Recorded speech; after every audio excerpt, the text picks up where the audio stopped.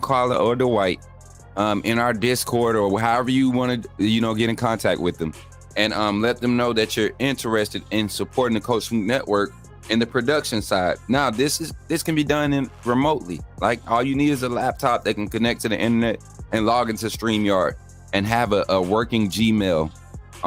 So yeah, definitely looking for some assistance. And our show schedule, you'll get that every Sunday, so you can let me know when your availability is and all of that. Like my boy Travelpreneur with podcast, man.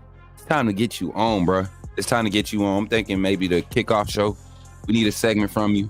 You get what I'm saying? I know you do some of that prize pick stuff. I would love to have you on, get your analytics, and then get your prize picks. You know what I'm saying?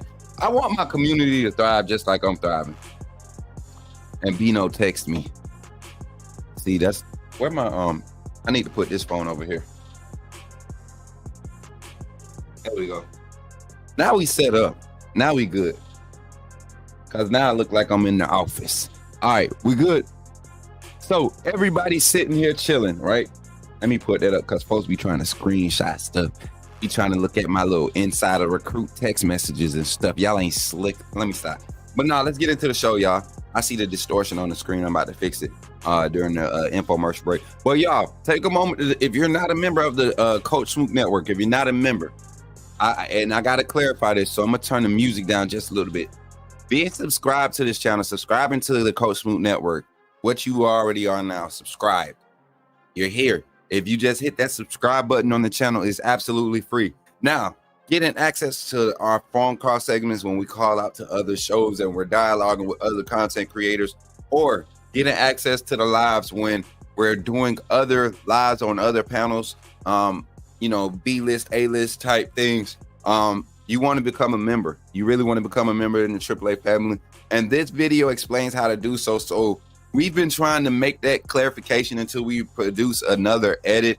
I got a lot of things I'm trying to do to amp it up in the second quarter of this season, which is October. So we're working on some things. So until October, we're going to deal with this one, but we're going to continue to clarify the difference between subscribing and actually become a member.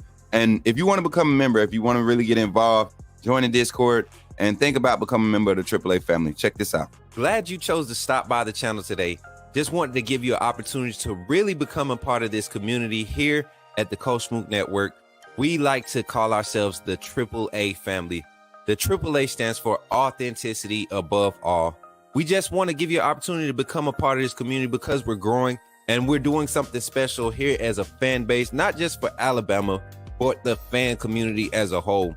We're creating an environment where it's safe to be yourself, be authentic, and meet people who share the same passion you share, whether it's for the same team or not. You can do this by becoming a member of the AAA family and earning your birth certificate, as we like to call it. You simply start by just clicking the link provided to you by one of the moderators in the chat, or it'll be pinned to the top of the chat. Click that link. It'll bring you to my homepage. When you get to my homepage, make sure you hit the notification button and turn on all notifications. Understand that there are multiple ways to support the channel, and each level has its perks. You can go through and read each perk. As we continue to grow, new perks will be added to each level. One thing we would like to highlight that all AAA members are greatly appreciated. It does not go unnoticed that you have taken time and hard-earned money to support this channel. Once you join, YouTube is going to ask for some payment information, and make sure you monitor your subscription dates. Also, if you really want to get interactive with the community and find out what's going on, think about joining our Discord family. This is where you can get into all the fan talk of the community, and also there are networking opportunities. Please be mindful that there are rules and that we expect everyone to treat everyone with respect. Also, if you're looking to partner with Coach Smook Network or sponsor, please hit us up at coachsmooknetwork@gmail.com, and our staff will get back to you in a timely manner. I'm your boy, Coach Smook of the Coach Smook Network, and I thank you for supporting this channel.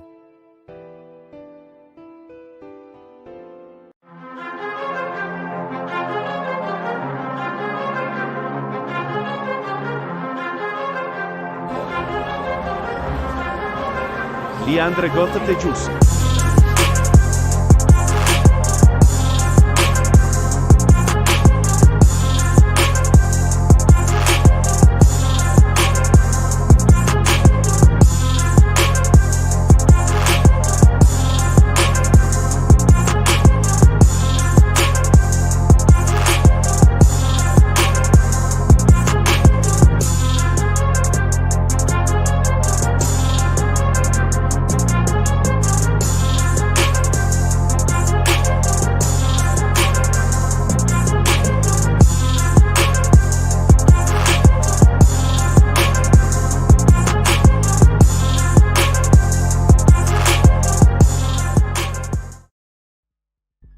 y'all feeling? How y'all feeling?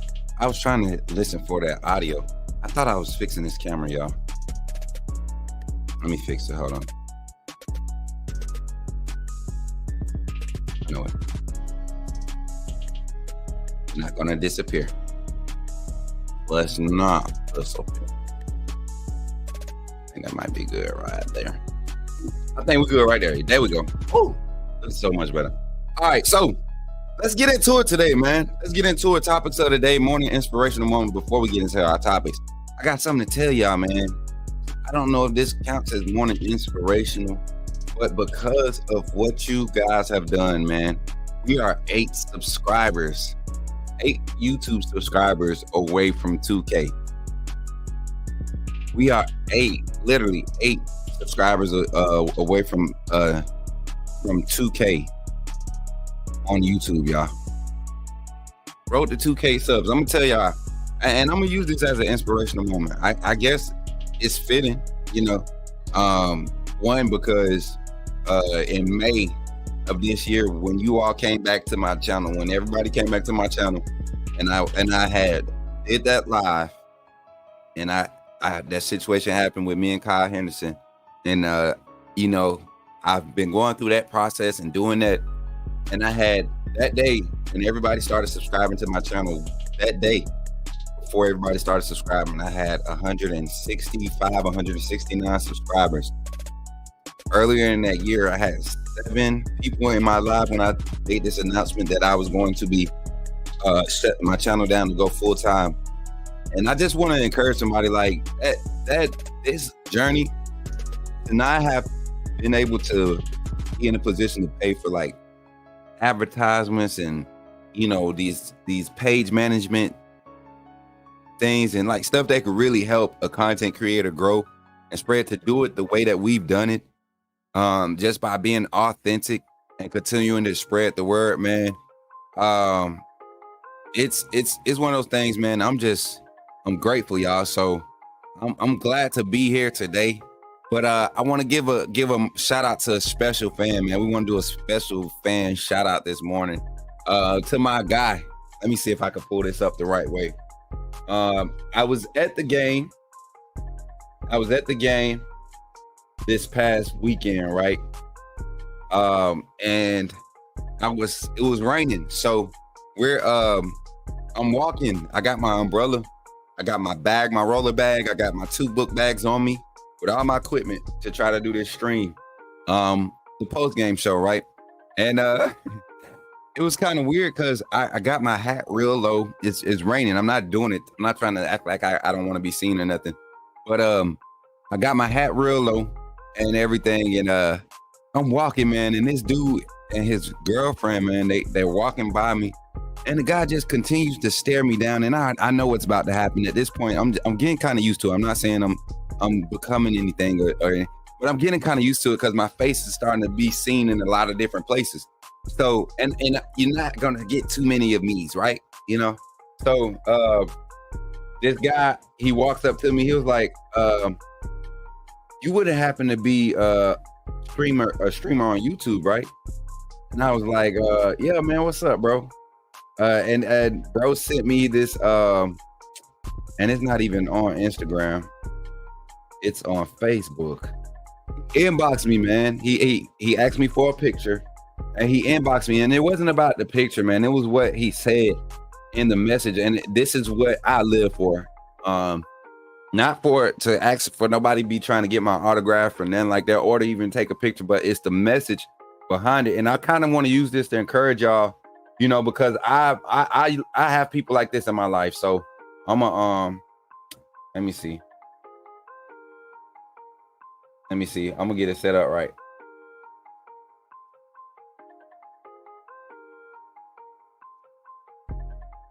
All right, here we go, y'all. I'm gonna share this screen.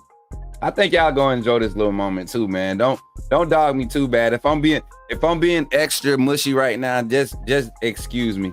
But shout out to my guy Matt Sherrill, right? And this is my inbox, y'all. Don't be over here trying to sneak in my stuff and trying to be eavesdropping. But yeah, he stopped me, man. And y'all see I got my book bag on. I'm looking rough, trying to get to the spot, man, and set up and get ready for the game. Got ketchup stain on my shirt. Don't talk about me too bad. Don't talk about me too bad. Definitely got the ketchup stain on my shirt because your boy definitely ate some breakfast, right? What's up, Joe? What's up, my boy Jason Pillsbury boy, dope boy Jason in his house. That's my brother, man. Y'all, when me and Jason hook up, it is literally to aggravate the crap out of each other. So when y'all see us going back and forth, it ain't nothing personal. That's like the big brother, little brother relationship. We literally link up to aggravate the crap out of each other and talk football. That's what we do. I love my brother Jason. So I seen some people like, y'all going and that's what we do. So when Big Bro come in here, let him talk his trash. I love it. That's what we do. So, but yeah, this is my guy, Matt Sherrill. Y'all don't look at my shoes. They was really dusty. We're not going to talk about that. That's not the point of this message right now. I want y'all to stay focused. I don't know why my screen not acting right, but we're going to refresh it. Okay, here we go. He said, here's the photo, coach. And I told him, because he asked for the picture. I said, make sure you send it to me. He said, but man, don't feel obligated to shout me out or anything. It was just funny how I stumbled into you, knowing that I've never met you, but I've been watching your stuff, man. It was really cool to meet you and get it picked. Roll Tide Roll, man, and God bless you. Keep doing what you're doing, bro. Love the content. It was like he didn't want to be shouted out or anything, but I can't help but do that, man. Like, why not? You noticed me from something that I'm very passionate about, something that I've dedicated a lot of time and effort to, something that I'm committed to seeing through and being successful in, right? You appreciate my content, you support it. You don't, I mean, and Matt, if you're in the chat right now, bro, this meant a lot. I sent it to my girlfriend and she was very proud, man. My parents, they were so happy to see that. And it was like it's not just for me, man. It's not just for me. It's for people that surround the brand. It's people that surround the channel, like the White. Yeah. Smook, nah, man. I've been eating good. What do you mean? I ain't been as hungry. I've been waking up and eating, so I don't have to, talk about food as much. You know what I'm saying? But I just want to thank y'all for y'all support as we dive into our first topic of the day, man. Listen, it's the Coach Smook Morning Show, and y'all know what we got to do. We got to get our Coach Smook's fan take in today because we got it done Sunday, but I really want to dive into it today. So here, we got some highlights from the game, man. Y'all check them out while I give my little fan take. I'm really excited, man, about this team. This Alabama team right here. If we could have scripted it any better from our live game simulation for everybody that tuned in, I don't think we could have scripted it any better by our gameplay, because this was pretty much how our game went. Of course, the point difference was there because we didn't have the realistic quarter link set up, which we're going to have set up next time.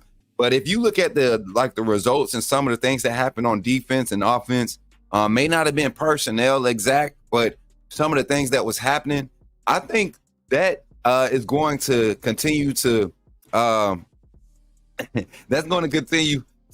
create some interest in our live game simulations, which was fun. Having Coach Al and Coach Zay come in and call the defense. We're working on getting another Bama content creator on the call the defense, because Zay is really focused on getting this esports thing, and I want him to be fully locked in with that. But he did a great job filling in, being our defensive coordinator. The defense was the biggest surprise for you. You know what? I'm not going to say that because I saw who they had at quarterback, and I really thought they would have brought the second string quarterback, the second guy, in a lot sooner, like we did on the live game simulation. We went no, actually they did. They brought him in at the end of the second quarter, towards the end of the second quarter.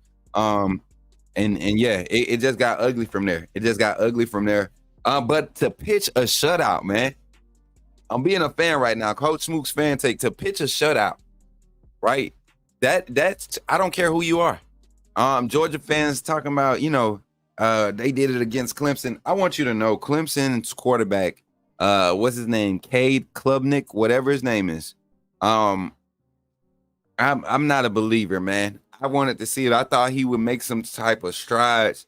That Georgia defense is not as good as they're making it out to be. Like that game, Clemson's offense definitely helped Georgia's defense look good because their wide receivers were cooking the DBs, but we'll talk about that later. Alabama's defense was very like Red Morgan, being physical. That's that's one of those plays where when you seen him grabbing, that's just I'm coming out of fall camp type play. But look at the discipline on the next few plays here by Keon Sabb, man. Like his ability to read the middle of the field is second to none. Clemson is horrible, and Georgia struggled. Georgia struggled with Clemson. We'll talk about it. Hollywood, yes. Ryan Williams is very special. Ryan Williams is very special. Yeah, and you know what? Hall of Fame college football. Listen, Jason, I heard about a couple guys that were already getting into conversations before the season started. They were contemplating leaving before the portal closed this last time. So things are starting to look pretty bad in Clemson. Not just Clemson, the ACC as a whole conference is starting to look pretty bad. If you ask me, Miami beating Florida was definitely a upper for them. But look at Ryan Williams, y'all. His two catches for 2 touchdowns. I think it was 136 yards. We're going to pull the stats and everything up and dive into the analytics of everything. But for my fan take, man, offensively, Alabama definitely took the cake. The offense took the cake for the day, and the defense really showed up to pitch a shutout. That's what you expect. That's Saban-like, right? We say Saban has left, but that's Saban-like right there, right? 60 points, 60-plus point shutout. Coach Saban never did that. And hot take, Coach Smook's hot, way too early take. Kalen DeBoer has already set the bar. He has already started to meet the standard with that. He's exceeded the standard with that first game right there. I don't care the opponent. That could have been ICDC College out there. If they suiting up guys, 11 guys across the ball from us, that to go out there and pitch a shutout, that is already exceeding the standard. Say what you want, say how you feel. That's why we got the phone call line. So we're going to jump right into it, man. We're going to jump into our phone call line. We're going to go into the first quarter. With the first quarter coming up, let me type this stuff in real quick. Get ready to call in, say your name, put me in the game, coach. Let me adjust this stuff real quick so I can make sure that we squared away for the phone call line. Here we go. Y'all get ready to call in. Y'all know the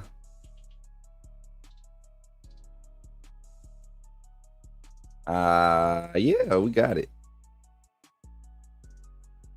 Yeah, we got it. First quarter calling segment. We got it now. Thank you, Jesus. That was rough trying to get that typed up. First quarter calling segment brought to you by your boy, Coach Smook and the AAA fam, man. Coach Smook Network here, live, real time, doing it for real. Hey, your fan takes. Call in 334-625-1121. Again, 334-625-1121. Let me hear your thoughts on the game. Want to talk to you. We got our first call on the line, and y'all know who it is. Call from Zachary, put me in the game, coach. to accept, press. Yo, my boy Zach, can you hear me? Hold on, he can't hear me yet. Hold on, I got him. Hold on. I got you, Zach. Hold on. I forgot to check the blue light before the stream. Y'all, listen, from now on, if y'all don't see this blue light on when I come on this camera, y'all hold me accountable. Zach, can you hear me now? I can hear you now. Okay, awesome. Zach, we got you on the line. Chat, can y'all hear Zach? Could y'all hear the ringer? Please tell me. Y'all got the number? Y'all got Zach? Zach, say what's up, man.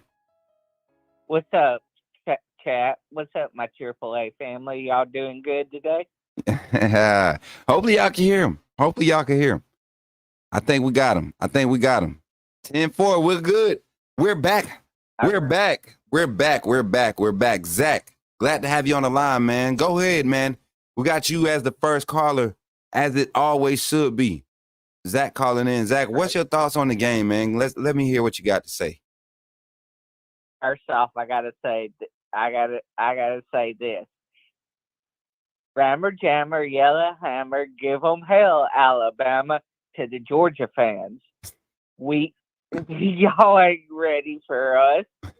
Y'all think that Clemson has a lackluster offense, a lackluster defense this year, and y'all struggled. for a whole half against a team that was inferior to y'all. Mm. Zach. That's all I'm going to say. Zach. That's all I'm going to say on that. Zach, What? I don't think the fan base, the college football fan base, really understood.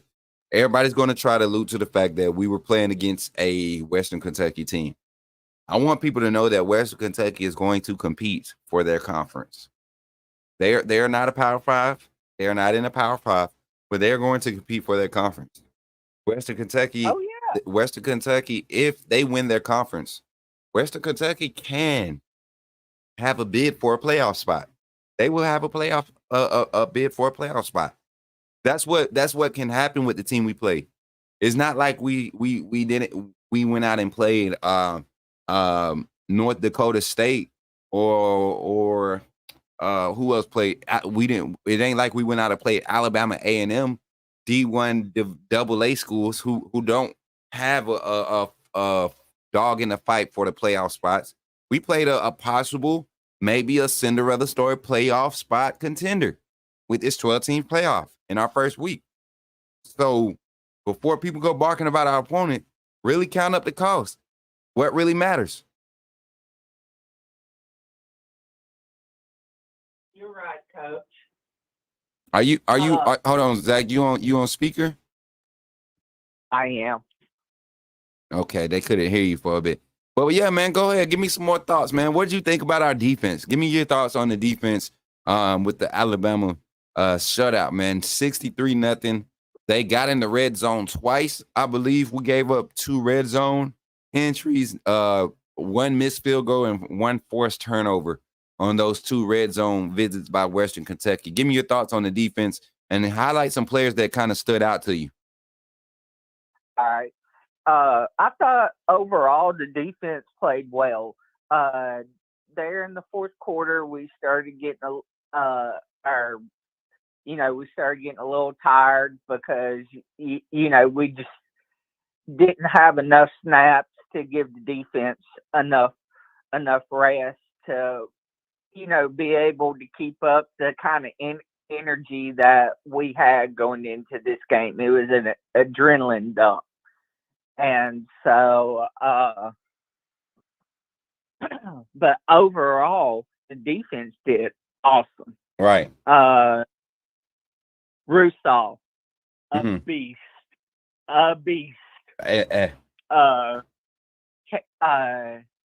QB, a beast. Jahad Campbell, a beast. Deontay Lawson, a beast. I mean, and we saw, so I don't know if anybody else paid attention to it. And shout out to everybody in the chat again. We just gained another subscriber. We're 7 away from hitting 2K. You know how awesome that would be for us to hit 2K live on stream. I will probably lose my freaking if I hit 2K on this stream. I'm probably going to cry on stream. But nah, appreciate you, whoever the new subscriber is. Take a moment to share the stream again. Right now, we're hitting our 45. We're getting to that 45-minute mark live on the stream.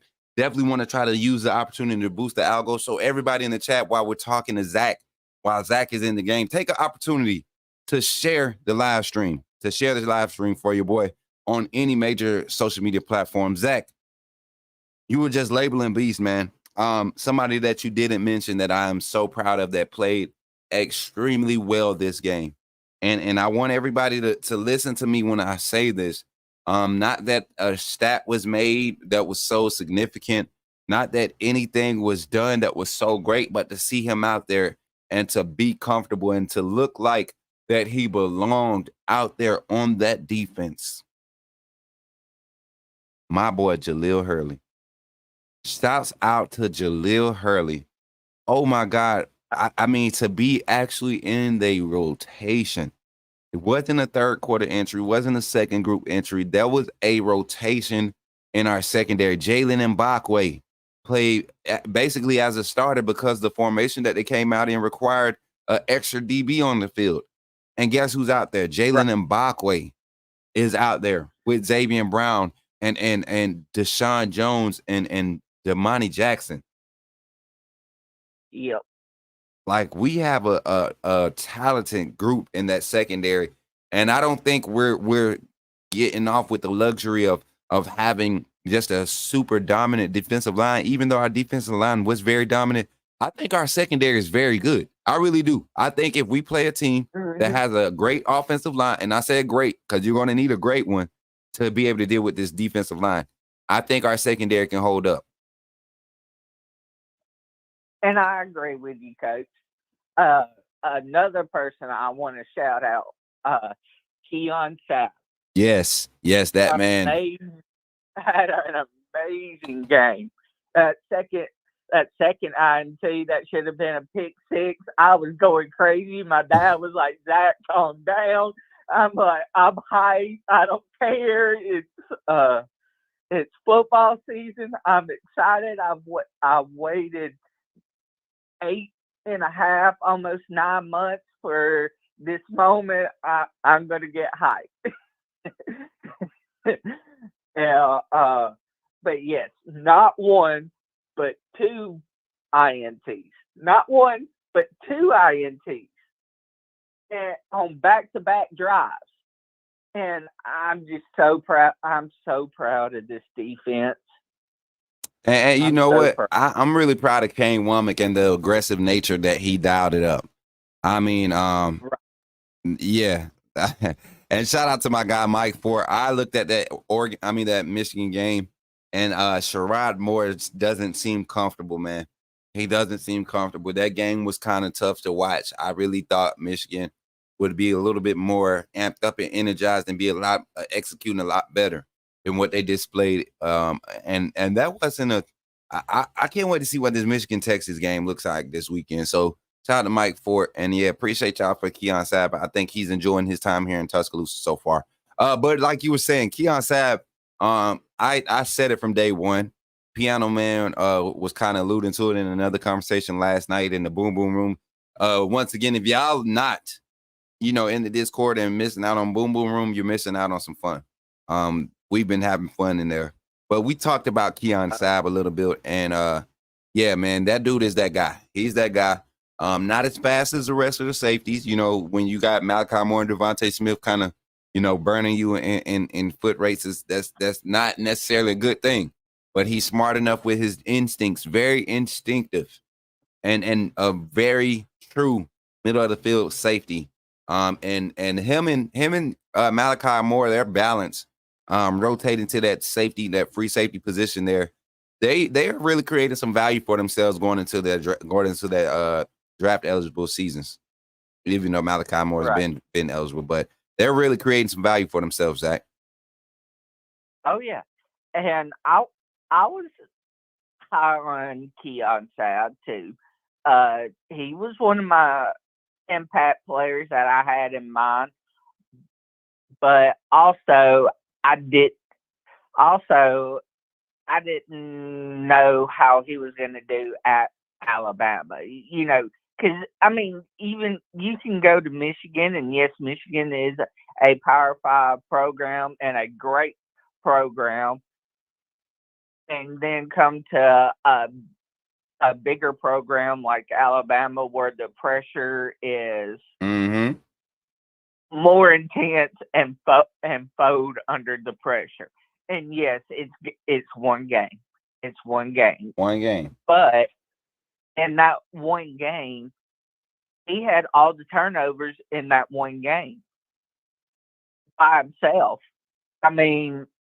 Yes, the defense forced those turnovers, and what the defensive line forced those turnovers and forced TJ Finley to make bad throws to where it gave him the opportunity to make those plays. But still, he was the one that went out there and made a play when a play presented itself. And so I'm happy for him. I'm ecstatic. I'm ecstatic for this defense. Red Morgan, he was out there laying some wood, and I was like, man, this kid is something else. Exactly, man. That whole defense, the secondary, a lot of those guys are some physical guys. a lot of nastiness in that secondary, and it's a lot of swagger in that secondary too. Last little question I want to ask you, Zach, before I let you off the line, man. What'd you think about the defensive celebrations on the side? Well, the team celebrations, but and particularly the defensive celebrations on the sideline, man. Just the energy on the sideline as a whole. Right. I loved it, man. Everybody was going out there after a big play was made. Everybody would go up to the guy that made the play, pat him on the helmet, dance with him, cut up a little bit, and give him his props.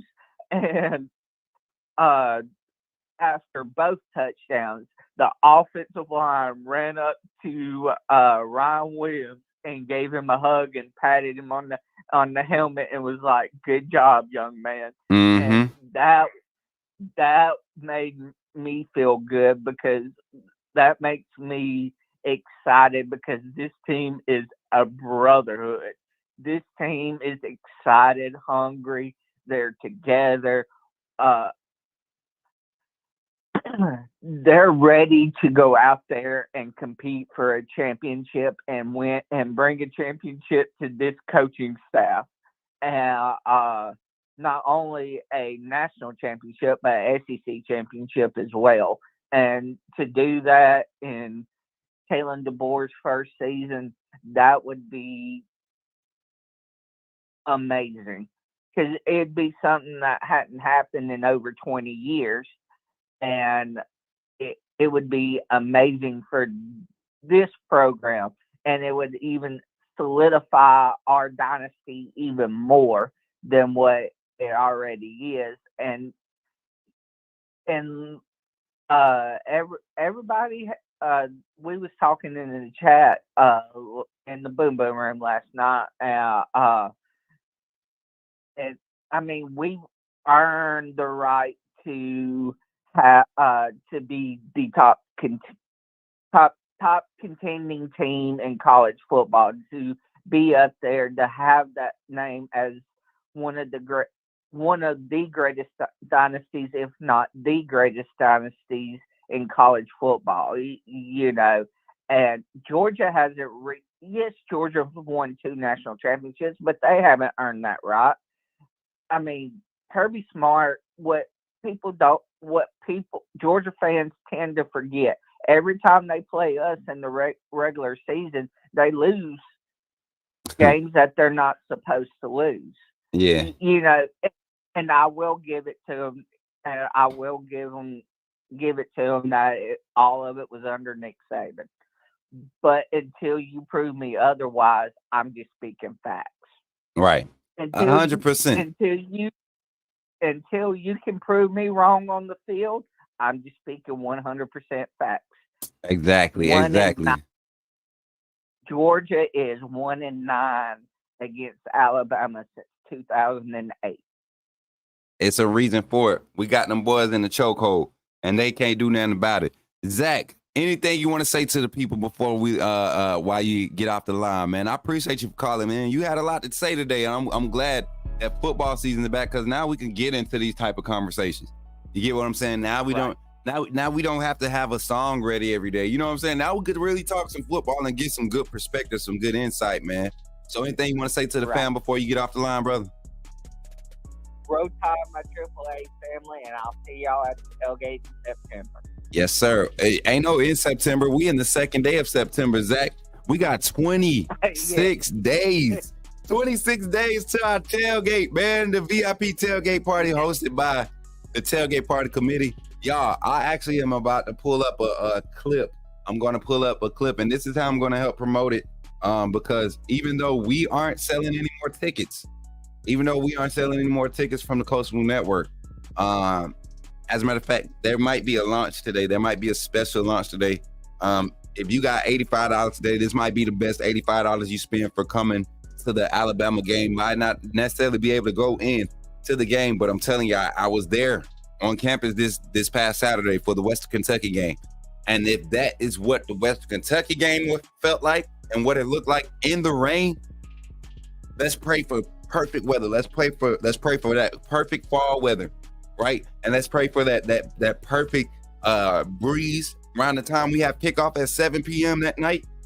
Let's pray for clear skies, because the vibes, man, the tailgating that was being done on campus this past Saturday.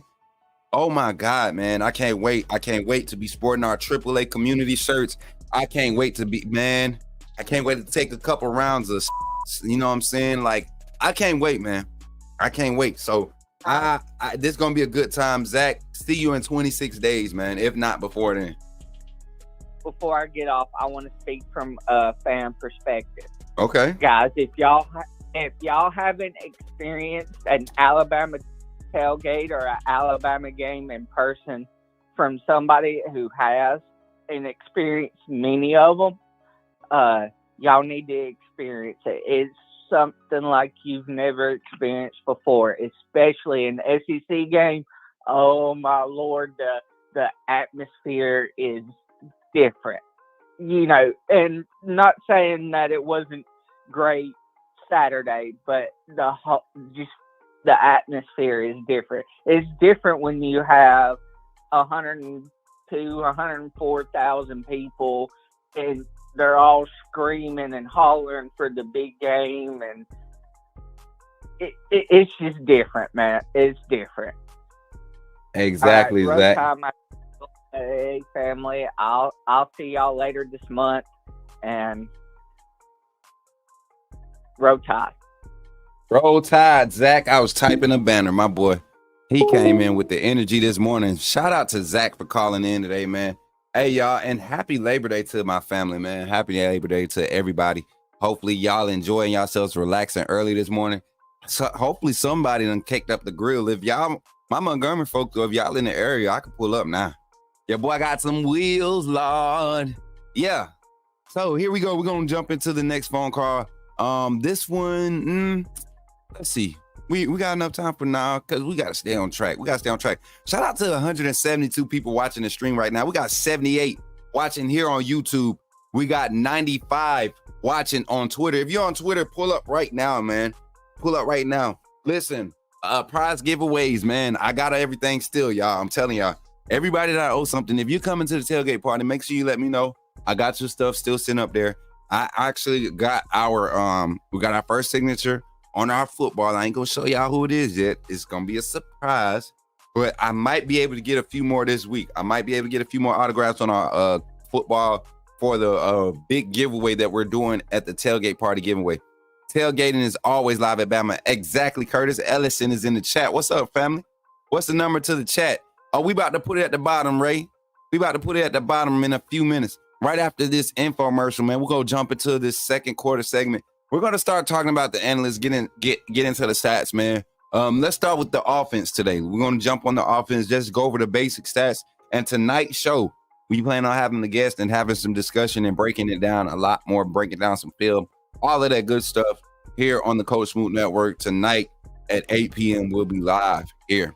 All right, but until then, hey, man, make sure y'all go check some merch out, man. Go check out the Coach Smook Network gear, the AAA community gear.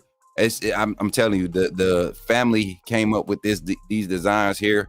They implement the logo usage and everything, and what type of gear they wanted. So y'all check it out, man. It's your boy. Did somebody say put me in the game? The time has finally come. Here at the Coach Smook Network, we are officially launching our first merchandise line. We will have a lineup of t-shirts, long sleeve shirts, sweatshirts, and hoodies available, with more items to come in the future.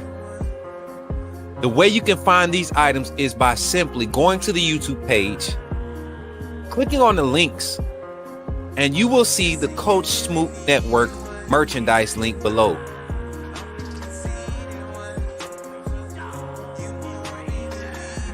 Or during our live stream, type in the chat !merch, and you will see the link come up. And from that website, you can purchase all the variety of merchandise that we have available. So between now and August 31st, you will have a chance to receive a 15% discount on all merchandise available. Don't wait too long. Don't wait until it gets close to the end. Coach Smook Network is growing fast, and I'm glad to be a part of what we're building here. Thank you for your support, and go get your merch, man.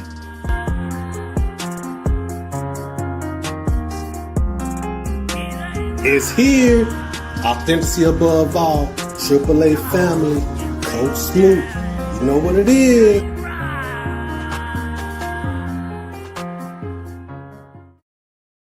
Yo, we're back. Hopefully y'all can see everything. Second quarter calling segment brought to you by the AAA family. Listen, we're diving into the offense side of the ball, man. We're going to look at the stats. I want to get y'all thoughts. I want y'all thoughts on the performance of this offense, this new wave of offense under Coach Kalen DeBoer. If you called in already once in the first quarter, let's try to give an opportunity for some new callers to call in here in the second quarter. Getting the number up on the screen, if I can find it. There it is, 334-625-1121. Right there at the bottom of the screen, 334-625-1121. Yes, that shot glass. We definitely going to be putting that to use at the Alabama versus Georgia tailgate party hosted by the Tailgate Party Committee. And like I said, y'all, I'm going to be pulling a link up here soon to show y'all exactly what that whole party is about. So, phone line is open, 334-625-1121. I want to start talking about the offense as we wait for somebody to buzz in on the phone line. Previous callers, if you called in already, give it about 3 minutes. If they don't call in about 3 minutes, be more than happy to have you on the line again. I'm ready to talk to anybody that's ready to talk. Let's go. We in week 2. Game mode, roll tide roll. Tony Sims in the chat. We just doing our Monday review. We digesting and getting our final thoughts of West Kentucky out the way. We haven't got to talk as a family. I know everybody else has done their thing, but we haven't got to talk as a family. We got a caller on the line. 706 is on the line. Let's see who it is. From Ray Parham. Yo, Ray, what's up, man? You in the game, Ray. How you feeling this morning? I'm feeling good, buddy. You feeling good? Feeling good about what the season's going to bring, my man. That's what's up, man. Can you speak up just a little bit? Yeah. Sorry about that. Okay, you good now. Can you hear me better now? Yes, sir. I can hear you. Thank you. Yeah, so I'm just excited about what the season's going to bring, my man. It answered a lot of questions that I was worried about as far as Milroe's fast decision-making processes, his ability to hit the intermediate routes, and the defense. That's what I was worried about was the defense. But they showed me something, though. But, Smook, I just got a question for you. So that the only thing I didn't like what the defense did was that 21-play drive. Now, that was when they were rotating in a lot of players, too, right? Because I saw Bree Hubbard. I saw a lot of freshmen there during that drive. So I think it's going to benefit us later. But, yeah, but I was just impressed, man. And then getting back to the theme of what you were talking about on offense, Ryan Williams is the truth. Anybody who says this is like Julio Jones on steroids. Right. This dude is he is him. He is the guy. I mean, who's going to stop him? Who's going to stop this kid? I mean, wow. I was impressed. 2 catches, 2 touchdowns. This is just like what Randy Moss did against Dallas in '98. I know that was before a lot of the callers' times here, yeah. But remember when Randy Moss caught the 3 touchdowns against Dallas and then 3 catches, 163 yards. This is very similar to that. Very similar. Very similar. Now that you say that, very similar. Yeah. But to answer your question though, Ray, of that defensive drive, I'm pulling up the drive chart here now, and this is the official drive chart. So all of this information, when people be talking like they got some insider stuff with these games now, like unless the spring practice, chat and Ray on the phone, I can go get this information on the Alabama website. They put this stuff up now. It's very informative. They used to do it. I didn't see them doing it as quickly as they were last year. I mean, I didn't see them do it last year as quickly as they used to when I used to look it up in like 2018, 2017. Like post-COVID, they were so slow with getting this up, but they got this one up. And I want y'all to pay attention to one thing. They got this 21-play drive, and I'm going to pull it up right here. It's the second quarter, right? It's in the second quarter. It's the first drive of the second quarter, right? Yep. And that's that, like you said, to your point, and to my point, the early rotation with I mean, just massive rotations in between snaps. I don't know if y'all remember this particular drive, this first defensive drive in the second quarter, but there was some like 6 and 7 man rotations happening in between plays. It was like guys would run 2 plays, and then you'll see like a bunch of guys running on the field. As soon as the whistle was blown, you see guys like, you see Bama with like 15 jerseys, 16 jerseys on the field. And then they get out there fast enough to get set up. So I think it's all strategic when you're talking about getting ready for the likes of a Tennessee team that's going to go turbo speed. You got who else is going to try? I think USF gets up in up tempo because they're familiar. They're familiar with the Tennessee style of offense. They have a coach that's his style of offense that he likes to run to complement his defense at USF. So Oklahoma later in the season. So that was very strategic. Getting guys like Brayson Hubbard, guys like Drake Kirkpatrick, guys like Justin Jefferson, Justin Okoronkwo, Caden Jones, guys like Sean Ross, Noah Carter, young guys, Jeremiah Beeman, guys who can make impact. Hunter Osborne played a lot of snaps that I was just happy to see. Asaya Faga, a true freshman on the D line, getting like 6 snaps. I mean, Phoenix City's own. You know what I'm saying? And we saw Red Morgan going crazy. So Red Morgan. It was going. It was a great rotation. That drive though was not concerning to me.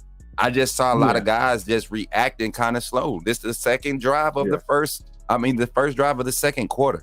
This is their first game experience, last game experience for some of these guys. So because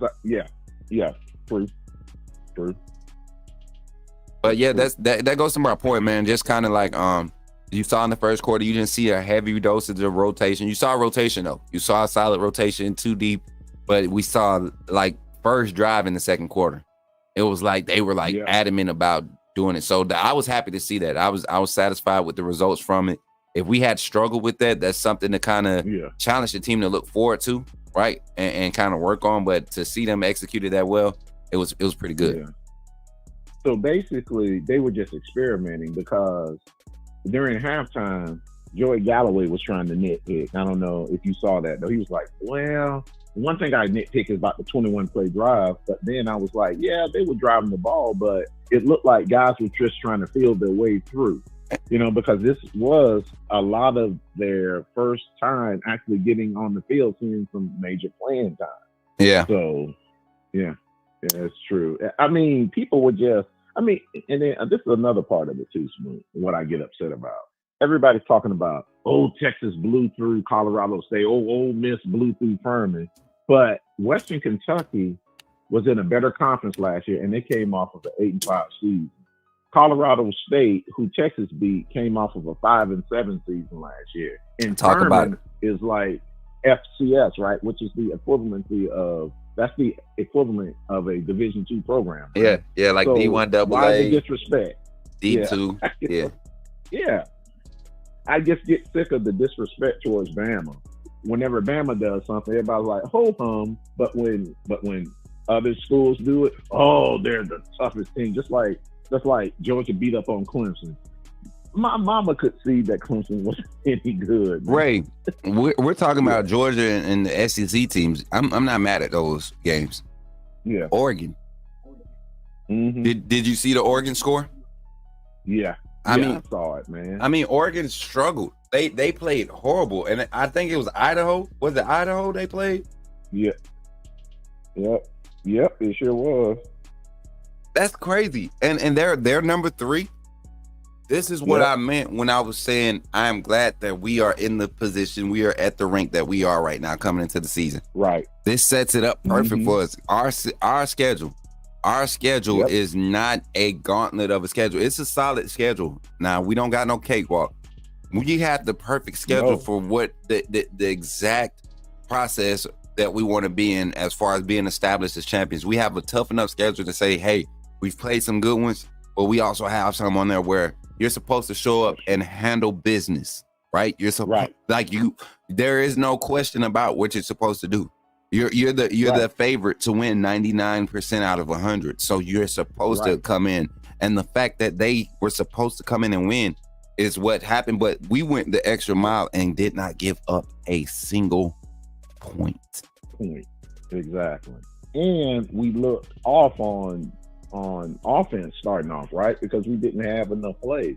So I kind of understand why he played Miro longer than what he should have, right? Because they need to get that continuity going on. But just think, we were already up 42-0, and then what did we run, like 20 plays? Man, I was just looking at this. I was looking at the stat sheet again, and I think the total pass attempts was like 19 total. Yeah, pass attempts. Let me see. I'm gonna pull it back up. So Miro was 7 of 9. We had 18 total pass attempts for the game. Yeah. For 266 total yards between the quarterbacks, and I got the stats up now. Let's go down the stat line real quick. The offensive stat line. While I got you on the line, Ray, we got Miro went 7 of 9 for 200, right? And then you had with 3 TDs. I think it was 2 passing, 1 rushing, right? If I'm not, no, he had 3 passing, 3 passing, 1 rushing. 3 passing because he hit Kendrick Law on 1. Right. Yep. And then Ryan Williams. Yep. And then you had Ty Simpson come in, and every pass that Ty Simpson threw was on the rope, y'all. I don't know if y'all noticed that.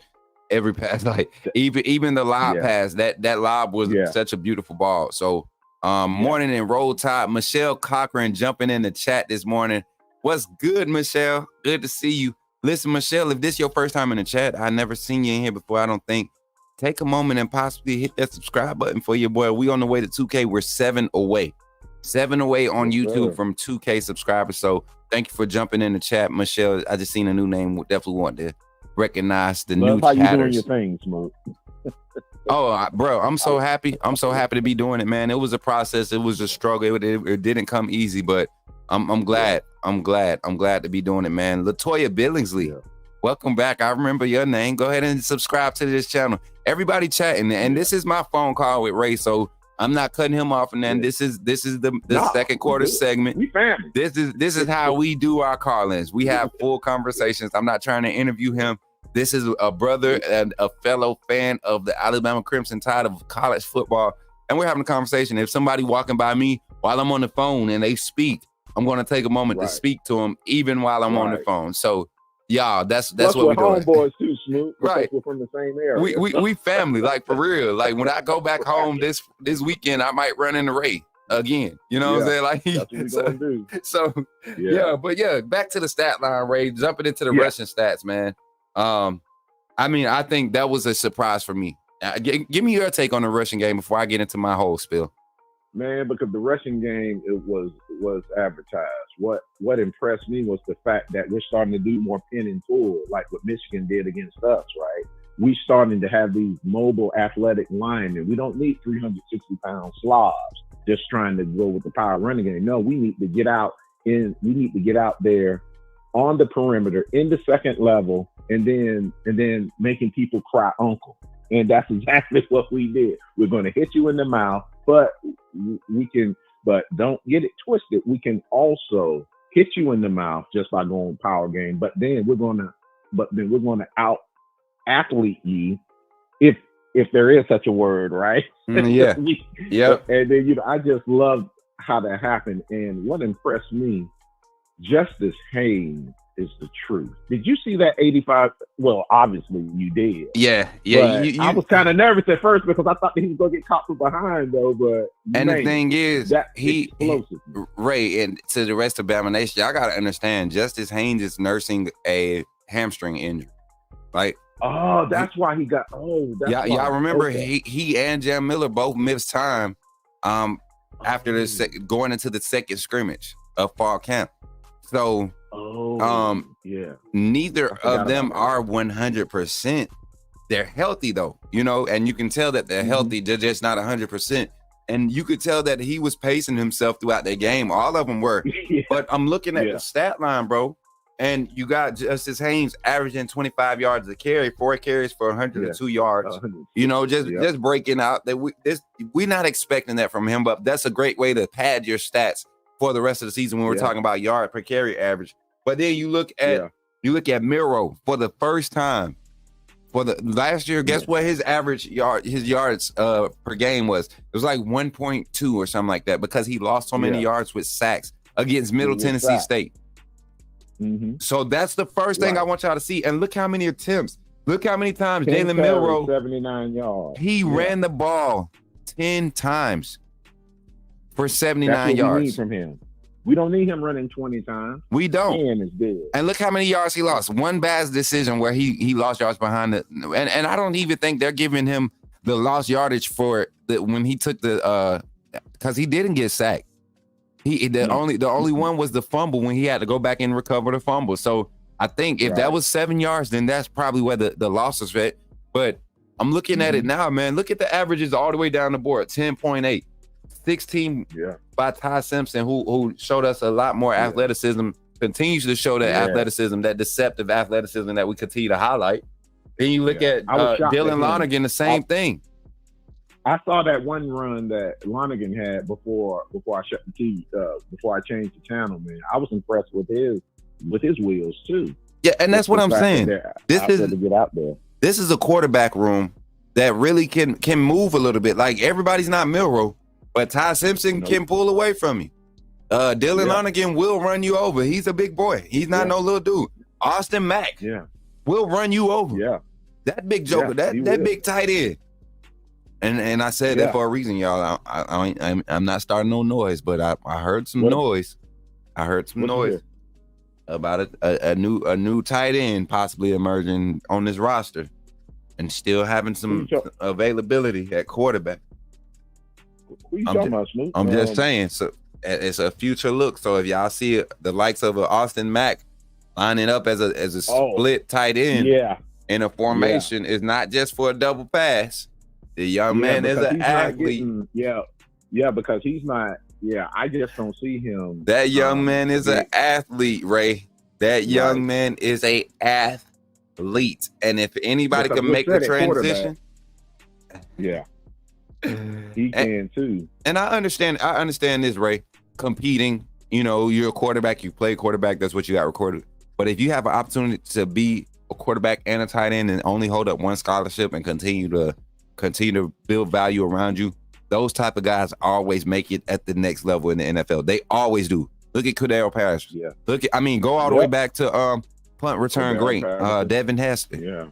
Devin Hester, right? You didn't know if he was a wide receiver, DB, or whatever, but you knew he can give you punt return, and you could put him at running back sometimes. You could put him at these guys are able to do that. You got guys like who's the wide receiver in the NFL that had to play quarterback last year for their team? The wide receiver who had to play quarterback. I forget his name, man. Was it? Do you know which team? I want to say that might help me. I can't remember. Somebody, Jesus Christ, we was talking about it. If somebody know who I'm talking about, he had to play quarterback for the NFL squad last year. It was like 3 or 4 plays where he played quarterback. But you got guys that did it in college. The young man from Kentucky a few years back ended up going from wide receiver to quarterback. But this is a quarterback that might have to go to wide receiver / tight end, right? To really, if he wants to find a good space on this roster and create value for himself, and possibly it might be a thing for his future. I would love to see Jacob Myers, the Patriots. Yes, right there. Right there, Jay the GOAT. Taysom Hill is more of was Taysom Hill more of a running back? Wasn't he more of a running back? Wasn't it? No, Taysom Hill was a receiver. Taysom Hill was a receiver. But then also, we're talking about wide receiver, quarterbacks going to wide receiver. We forgetting about the one and only Terrell Pryor. Was it Terrell Pryor that went from quarterback to wide receiver in the NFL? Yep. Ohio State. Ohio State, and then I think Ohio State had another guy like that too that came after Terrell Pryor. Yeah. So I mean, guys. I mean, do not be surprised if we start seeing Austin Mack line up outside at wide receiver. I mean, he's an athlete. Y'all should see his basketball highlights. 6'6", 240, right? I mean, 6'6", 230, 240. Yeah. You could be a big X in this offense. You could be a big X in this offense. You're right. So what do you think about how they utilize the tight ends, even though they did not throw a lot of balls? So I liked how they were utilizing the tight end. You know what I like to see? I'm a personnel type person. So I like to see when tight ends are set to a certain personnel grouping. Like it's not a rotational basis until fatigue is in effect, but you're utilizing guys in their skill sets. So the fact that we saw all tight ends get reps, like I mean, to see Tyler Lockwood out there stealing the edge for a run blocking scheme, but also getting the pass skills and actually working to open up the route that ended up releasing underneath him. So, I mean, and Josh Cuevas played great. Could have been hit on the scramble play that Jalen Miro made. He could have dumped it off to Josh Cuevas because Josh Cuevas won his rep.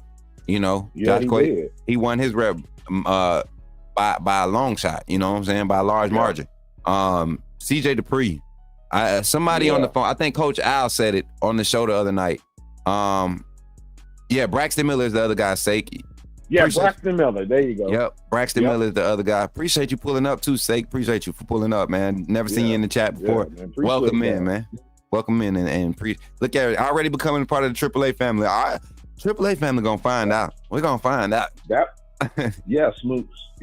So that was key though, because I noticed how the tight ends were getting open and how he was actually they were getting open last year though, but this year he's actually scanning the field. Yes. And on that last touchdown to Ryan Williams, did you like how he just stood in the pocket, stepped up, and then just launched? Yes. The double hitch, the timing. This was something that I had said in my post game show, and then I go to other shows afterwards, you know, and I'm seeing like yesterday, Sunday. And I'm seeing like some analysts saying the same exact thing. And mind you, I did my show, I did my take on Bleacher Report, and this was the one. I literally watched him, and I'm gonna show y'all what I'm talking about. I'm gonna back it up right here. It's the clip is up now.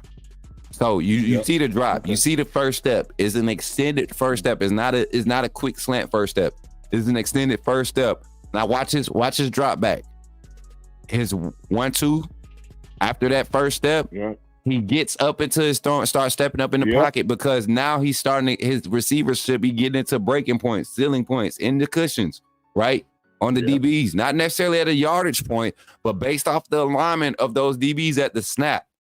That's what he's making his drop adjustment off of. Creating that space in those 3 steps. Stepping back up. Check it. Open right there too. I mean, Cuevas is open right here. Wide open. Yep. Yeah, look at the timing on the route, though. It's not just about him being open. I want everybody to look at the timing on the route. Because you can try to work and beat your guy across the field, but look at him. He's already looking across field to see what's crossing his face, right? He's looking through the other dropping linebacker, looking to see where his wide receivers' release points should be at, and now he's going to just boom. You see that quick decision to adjust. I got to get underneath this to keep eyes underneath. Beautiful. He goes there. He's dragging, not speeding across. He's dragging. Stay invisible for the quarterback. And we saw Jalen Miro's eyes looking the safety off left because he saw the alignment.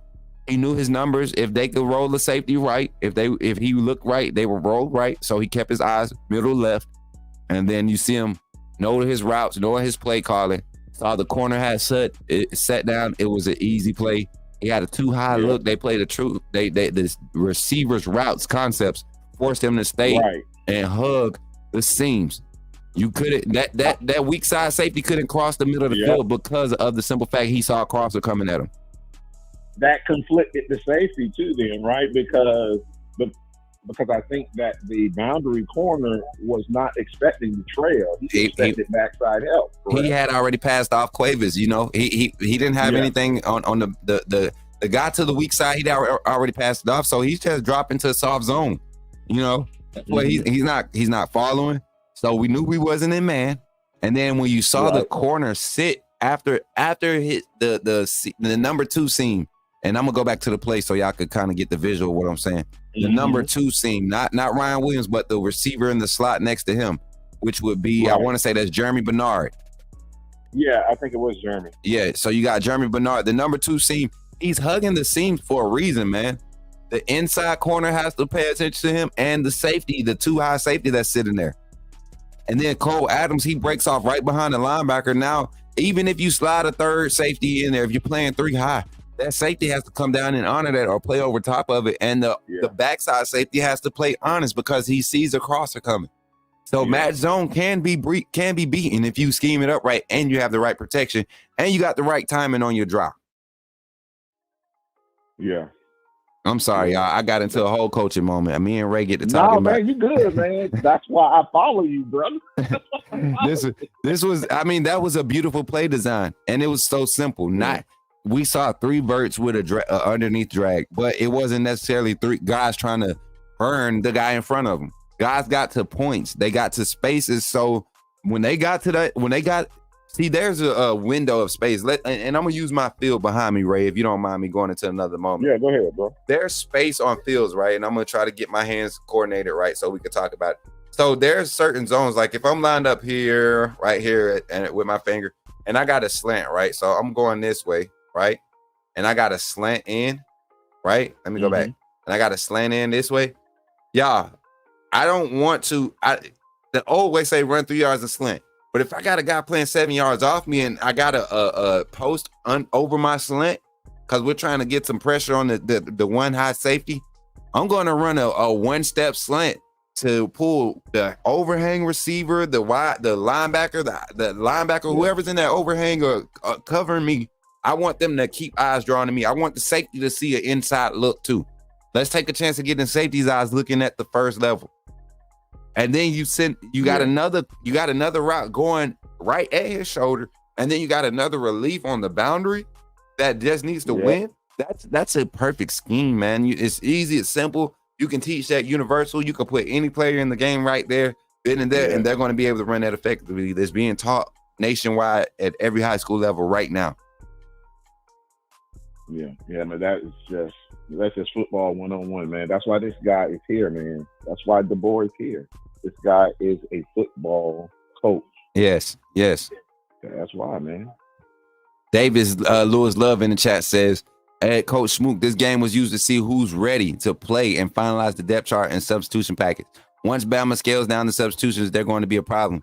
Davis Lewis Love, the fact that we don't have to scale down the substitutions is what I believe. I agree with your statement. Other than the fact, I don't think this rotational depth is going to be something that goes away. I really truly believe we'll have a 6-man rotation on that offensive line. I really believe. Yeah. I do. I think there's a certain grouping that he likes to use in the red zone, 20 and in. I think there's a certain group he likes to use in green zone, 40 to 40. I think there's a certain grouping that he likes to use for 13 personnel package, where he's moving a right guard out to your extra guard or your extra tackle, whichever you want to call him. And I mean, the pin and pull scheme is going to be crazy. So I don't think we're going to see it slow down anytime soon, David. And this is, you got to remember, the season carries over into December now, not just the first week. We talking about second week, third week of December. We're still playing football this year and going forward with the new layout. So you got to have guys ready. But appreciate the comment, David, 100%. Ray, I'm going to give you another 2 minutes, man. Give me your final thoughts on just the overall game and your thoughts about the way this team has started. And then we're going to get into our third quarter segment here and break down the defense.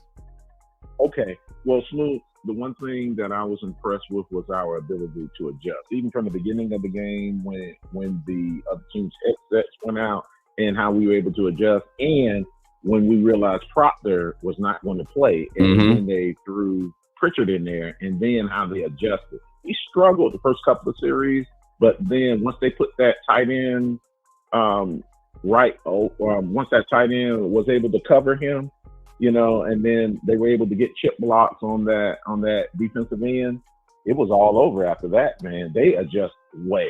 100%. On the fly. 100%. Because I felt like sometimes on offense, Saban did not adjust as quickly as they should have. But this time though, man, they just adjusted on the fly. Right. And I'm just excited. Right. That's my final thought, buddy. Yeah, man. And I appreciate you, Ray, for calling in, man. Anything you want to say to the family, man? I love to give you know how I do. I love to give you a chance to talk to the people. You're already in the chat talking with them. Ray, you be on Facebook side, don't you? Yeah. And man, then I sent you, and then, I shot you a instant message through Messenger trying to figure out what happened with Proctor.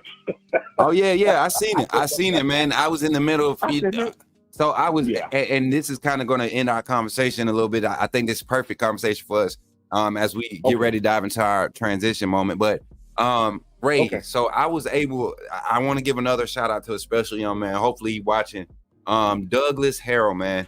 Him and his family, man, they hosted myself, my girlfriend, my family. They hosted us this past weekend for the game. My parents, as you all know, my dad's birthday was Saturday, and he was a kid in the candy store, man. It was good seeing him enjoy himself. My mom, my oldest sister, Cicely, she was there. My brother, my brother-in-law, my brother, he was basically our Uber driver, and my niece was there. She was watching my videos, y'all, riding next to me in the car. Like, my niece is a fan of my show. It's crazy. She's, how old is I? 7? My baby's 7 or 8. She's 7. I think she's 7.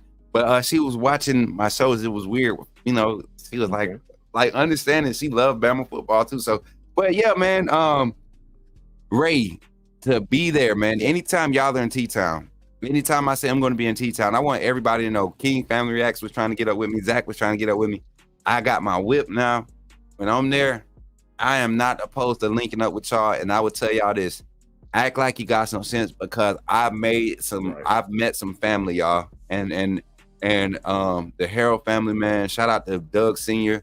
Shout out to Miss Joe. Shout out to Doug. Man, that family, they really made me and my family and my people, everybody that was coming by like the balcony. And I'm not bragging, y'all. Y'all know I don't care about this. I don't care to be this, but it's just amazing to me. People were walking by this balcony, and it's probably a good 40 feet from the street, right? A good 40 feet between the sidewalk and that balcony. And I'm standing there just kind of looking at the stadium. I'm on my camera and stuff. And you could see people, you could hear people like, yo, Coach Smook, like calling me and stuff. And my mom was walking up and they was like, is that him? Like, she said, people were like, is that him? And she was like, who you looking for? They, you know, she thinking they looking for a player or something. It was like, this dude, he does YouTube. You ever heard of him, Coach Smook? Somebody asked my mom, had they heard of Coach Smook? And it was crazy. Like, it's crazy to have those stories. So Ray, what you're saying about the network, how you enjoy it, and everybody in the chat, I greatly appreciate it, man. And y'all are the reason it's like this. People love to be a part of things, and I love having people be a part of something. I love being a part of people. You know what I'm saying? When you're doing something together, and we don't have to have the same takes. We can have different takes, and we can debate and argue and stuff. But that don't mean I don't like you. You know what I'm saying? We can like. I promise you, I'm not going to agree with an Auburn fan. I probably won't. When it comes to football, I don't care. They could be right. We're not going to agree. 90% of the time. Only when they're playing Georgia, that's when we're in agreement with them. I mean, not even in agreement. At that point, we're just neutral. We don't have a side. We just, whoever loses is going to catch heat from us. That's where we stand at. Right. So don't lose, or you're going to catch it. But thank you, Ray, for calling in, man. As always, I probably, if you're going to be home this weekend, I'm going to be back there Friday night. I think I got Friday night lights this week. I got to check my schedule again. So I'll definitely let you know, bro. I have to check my schedule too, but just one final thing. You guys continue to follow Coach Smook. This man is like a brother to me. He's a homeboy, you know, so I've been following this guy for about 2 years now. He is the best in the business. I don't care what all the other haters say. Follow this guy. This guy is the most knowledgeable guy in the game. Follow him. Get this guy his own platform. Make him nationwide. Coach Smook is the man. Man, appreciate it, Ray. You look, you gassing me up, bro. Appreciate it for real, brother. I really appreciate it. That's real talk. Yeah, man. I really appreciate it though, for real, man. And thank you for calling in. And bro, fourth quarter calling segment, you can call in and pop your stuff. Fourth quarter get pretty nasty over here, bro. Get pretty nasty. Oh, yeah. Okay, then. I'll be there right after I teach my daughter how to drive. All right, man. You take care, brother. Okay, now. Roll Tide, man. Roll. Yes, sir. Right, family. Yes, sir. Yes, sir. Shout out to my guy, Ray, man. Make sure y'all hit that like button like my boy Piano Man says. Y'all, we're here at our second, we're here at the hour and a half mark of the show. Thank y'all for engaging. That was a great phone call. Coach Smook Network. I'm gonna do a few comments, then we're gonna transition. We're gonna do our infomercials. We're gonna take a little break. Let me get a little sip of water, stuff like that. Get some information out to y'all when we come back about some things happening in the network, some content that's coming before y'all today and for the rest of the week. And then we'll jump into our third quarter calling segment, breaking down the defense. And then we get your final thoughts in the fourth quarter calling segment. And tonight we have another live schedule. I plan on having the guest panelists on. And if not, we'll go straight to our studio setup. We'll go to the studio, y'all. We'll get in the studio and get on our hit list, create some content tonight. If we don't have a panelist to join up tonight. So definitely appreciate the phone call by my guy, Ray. We had 60 likes already. Kimberly, thank you for doing your job, baby girl. Thank you for doing your job, baby girl. Kimberly, that's your job. In the chat, please take pride in it. Keep me updated with the likes. Every time we come off a phone call, Kimberly, I need them likes updated. Y'all, don't nobody do Kimberly's job. She been begging for a job. Hey, call her. Go ahead, put her on the roster. Kimberly gonna keep up with our likes count. Kimberly, can you do that for your brother, please? Can you do that for your brother? Y'all, I'm gonna do something special for my sister, Kimberly, y'all. I'm gonna do something special for my sister, man. I'm gonna do something real special for her. We in the same city. I'm gonna do something special for my city, for my sister. We gonna do something special for my sister. Watch. Good morning, mommy. Good morning, you're my beautiful mommy. Y'all, I had such a good time in church yesterday with my family. Oh my God. Me and my brother was locked in, praise and worship. My mom, she was locked in when she got up to exhort, and then the praise and worship team was on point. It was a great service. If y'all got to tune into I think I did 15 minutes. I'm gonna get the audio fixed on that too. I'm gonna have some cool audio, interface audio coming so y'all can hear how clear and how good it really sounds. Shout out to my boy, Dougie Fresh. Dougie Fresh is back in the building. Dougie Fresh used to be a moderator in the chat, man. I couldn't get in contact with him. Glad to see you still alive, man. Get back active in the Discord for your boy. He is definitely an asset to the team, Bino. Somebody I could, Dougie, I want you to link up with Bino. I want you to link up with Bino. Get back active, man. Welcome back, man. Glad to see you active. What's up? Oh, Shep is in the building. I feel like that delay due to the headsets hurt rhythm early. Need to get it fixed. I don't think it was a real issue with the headsets. They literally ran the headsets in the stadium Thursday and Friday, I believe. I don't think it was an issue. Now, weather can affect it sometimes, but the weather wasn't that bad. You got one more thing to say? Caleb who? Hey, listen, man. Listen, what's up, High Power TV? How you feeling? But y'all, we're gonna go into our another break here. After the break, we're gonna get into our third quarter calling segment. I'm gonna get some juice. I gotta vibe up again. Then I gotta plug this laptop up before it dial me, and I don't need that to happen. So if you have not become a member of the YouTube channel, I see a lot of new faces in the chat. A lot of new faces without those birth certificates, without those icons. Think about becoming a member of the AAA family, man. And if you don't know how to do so, this is how you do it. Check it out. Glad you chose to stop by the channel today. Just wanted to give you an opportunity to really become a part of this community here at the Coach Smook Network. We like to call ourselves the AAA family. The AAA stands for authenticity above all. We just want to give you an opportunity to become a part of this community because we're growing and we're doing something special here as a fan base, not just for Alabama, but the fan community as a whole.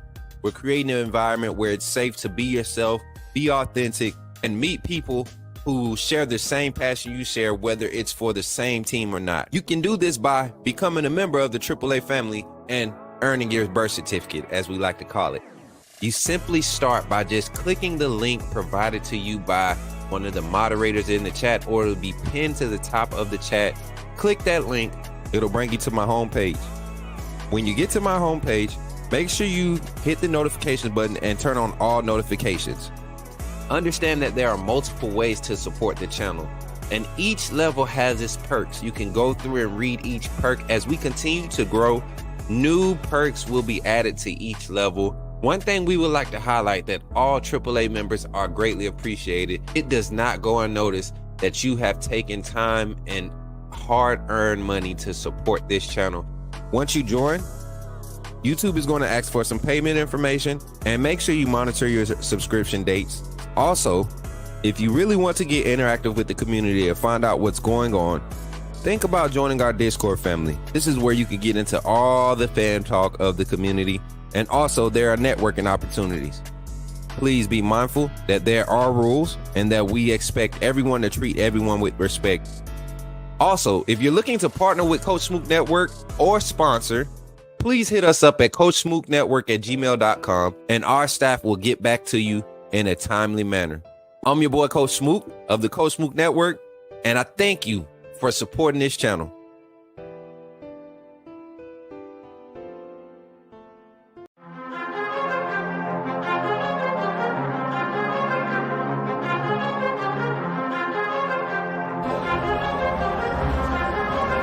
Leandre Gotha-Tejus.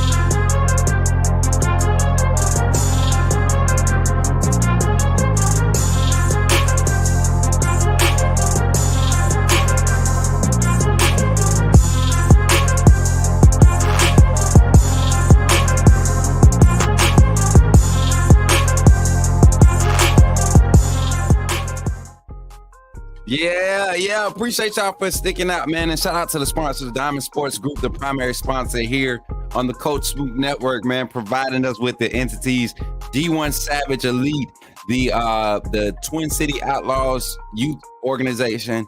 We also have the Savage Longhorns. We got the Lab Phoenix City Player Development Organization. Then you also have Russell County Athletics Department. Then you also have Man of Standard Executive Security. We're going to update that promo, man. And then we got some more people that we're going to make official, hopefully before the end of this week. So thank y'all for supporting the Coach Smook Network. And listen, y'all, before we get into our next segment, we got something that we want to talk about. The Coach Smook VIP Tailgate Party hosted by the Tailgate Party Committee. Listen, if you did not get your shirt sizes in after purchasing a ticket, please make sure I get those. I'm sending that order off tomorrow. And if you need size changes, all of that stuff, I need to know. I am not going to drop the ball on this one, y'all. I'm love how our shirts look. I'm gonna get a fresh print of what they call it, a pre-print. I'm gonna get a pre-print done. And I want y'all to see how cool these shirts, how good they're gonna look, man. They so crispy. All of us in that white and that red crimsonish color is gonna be nice, y'all. It's gonna be fire. Plan on getting some new shoes too, hopefully. You know what I'm saying? Hopefully I get some new shoes to wear today. But shout out to everybody in the chat, man. Thank y'all. Don't forget the Tailgate Party. Get your emails in for your t-shirt sizes, y'all. 5 defensive players that we were looking for against Western Kentucky that kind of showed up. But I want y'all, when you call in, 5 players on the defensive side. 5 players that stood out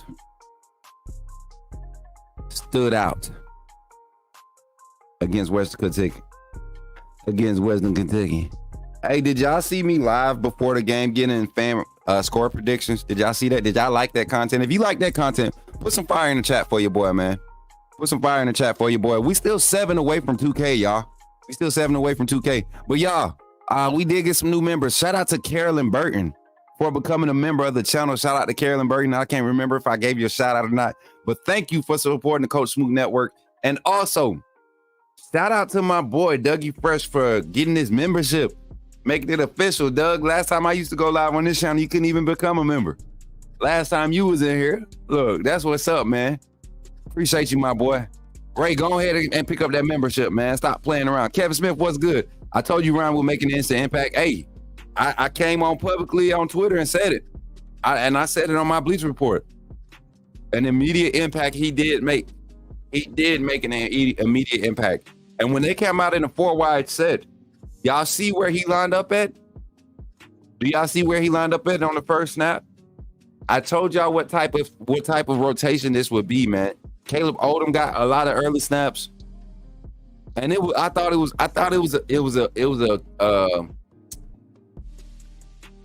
I think it was schemed up that way. I think it was done directly that way. One, a perfect play would get the perfect crowd reaction, right? For Kalen DeBoer, right? For Nick Sheridan's confidence boost, right? The crowd reaction, the crowd approval, the fan base approval right now for Nick Sheridan and that offensive play calling and that offensive execution, including the 4 bad snaps that I saw in the game, just 4. Last year, guess how many bad snaps we had against Middle Tennessee State? 17 bad snaps against Middle Tennessee State. So yeah, you were right. You were 100% right. I'm not one that's going to act like I I really thought they were going to ease the guys into it, but hey, when I seen that, that's the first thing I acknowledged, man. I was so glad to see that they put the young guys out there, man. I was so glad to see that. I was so glad to see. Another way than Venmo, what do you mean? To become a member? Hey, man, when you become a member, hey, somebody get Raider membership link. Somebody hook my cousin up, man. Hook my cousin up. Mary J in the chat. So y'all enjoyed the pregame score prediction. I think that's something I could get up to T-Town and do for every home game. I might do it even for the away games too. Wisconsin game, I might be in T-Town. I might try to host somewhere like one of the restaurants there, see if they'll host your boy. I got a little love. Hey, Bama fan. See, listen, we already talked about this. I don't want y'all to get caught up in who's starting for Alabama. I don't want y'all to get caught up in who walks out there for the first snap, because that easily could have been Rico Scott right there. That's how this team is operating. There's no set depth chart. Watch next game. They might not come out in a 4-wide set. And does that mean Ryan Williams is not a starter? I still don't consider him a starter. He's the number 4 receiver in the rotation. So that's all I'm gonna say. I'm gonna leave that there. 17 bad snaps last year. Yes, it was bad. Yes. We had a lot of guys show up on the defense yesterday, though. I'm glad we was able to talk about the offense. Let's jump into the defense. Opening up the phone line here, and I want to give y'all a shout out, man. Y'all got my channel up, my viewership last week. We had 9.8K different views on our channel this past week. That's an analytic market. I mean, that's a new high that I've achieved, that you all have helped me achieve here on this network here. But going into the third quarter calling segment, man, I want to get my take on the defense first, and then we'll open up the phone lines. I'm trying to find my banner. I know I just made one. Here we go. As a matter of fact, let's go ahead and open it up. It's 1:45. Go ahead and open it up. 334-625. We're here in the third quarter calling segment. Brought to you by the AAA family, man. The AAA members. If you called in already, try to give everybody else a chance to call in. 334-625-1121.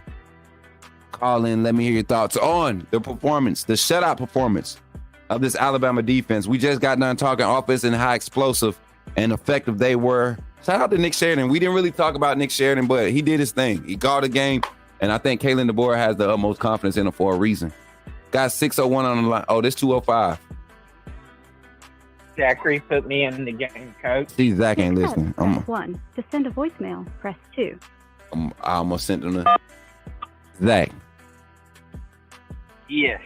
You know you're supposed to wait, because if somebody else called, you already called in the first quarter. See, somebody calling. Let me pick this call up, Zach, if you don't mind. Okay. I'm sorry. No, don't apologize. Don't apologize. I just want to make sure we get in as many people on. All right. You got the fourth quarter still. I'm gonna get you on the fourth quarter. You know that. All right. Call from Piano Man.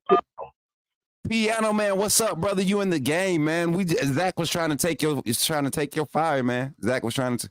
He. You know how Zach? He's eager to talk about that defense, man. So, but how you feeling, Piano Man? Smook, football season has finally sprung, and LSU has finally been stung. How you doing, Coach? Man, Piano Man, I've been waiting for you to come on, man. You know what we got to talk about. I know Bama beat Western Kentucky, all that stuff. We know that. We're gonna get into that. But our buddy, you know, me and you got a buddy, right? We got a buddy, right? Yep. And down there, he covered that team down there in Baton Rouge, and we watched the game yesterday. A lot of us did in the boom room, right? And this game just so happened to involve that such team that this buddy of ours just so happens to cover, and has been speaking so heavily and mightily of this team, right? And been just trashing our team, you know, trashing our Crimson Tide, you know, saying that the dynasty's over, we're burning up, all this other crazy stuff. Yeah. You got something to say to this buddy of ours today, Piano Man? You know what? The first thing I want to say, Smook, bro, if you were here right now, we wouldn't be talking about this because I got the biggest breakfast in front of me. I got some homemade hash brown and some eggs and bacon and all that good stuff. So I'm here enjoying you and enjoying the fact that bald-headed Matt Moscana, I just want to say to you, it don't sound like LSU is burning. LSU done burnt down to the ground. Y'all got Trojanized. Y'all look like a bunch of used condoms out there last night. That's what you look like. I'm just saying, Smook. I'm just saying, Coach. That's the way it Look, goes. I ain't gonna lie. I got in my feelings. I got in my feelings. I got in my feelings a little bit, bro. Because one, you telling me about this breakfast plate that I cannot be there to share with you. You know what I'm saying? I can't. And I'm starting to get to that second half of the show. Y'all know I be hungry all the time, right? Even after I get done eating, I be hungry again. But you didn't have to do that to me, piano man. Like let's keep it. You should have been. I didn't look here. I didn't invited you down to Mississippi. I know you're gonna have to come sometime or another because we're gonna have to go take that trip to go see AK Deer in person, bro. Yes. I'm Like, I'm just an hour south of him, if I'm that far.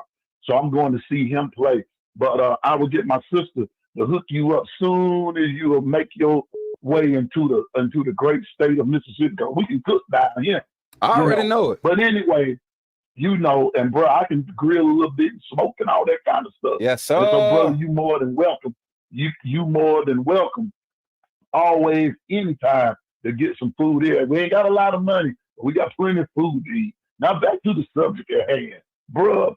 USC put the dagger in LSU last night, and then what I want to talk about right quick before we got off into the greatest team in all the world, which is Alabama. Did you see that crazy rant, Brian Kelly, that fake mess he was doing, talking about he mad? Really?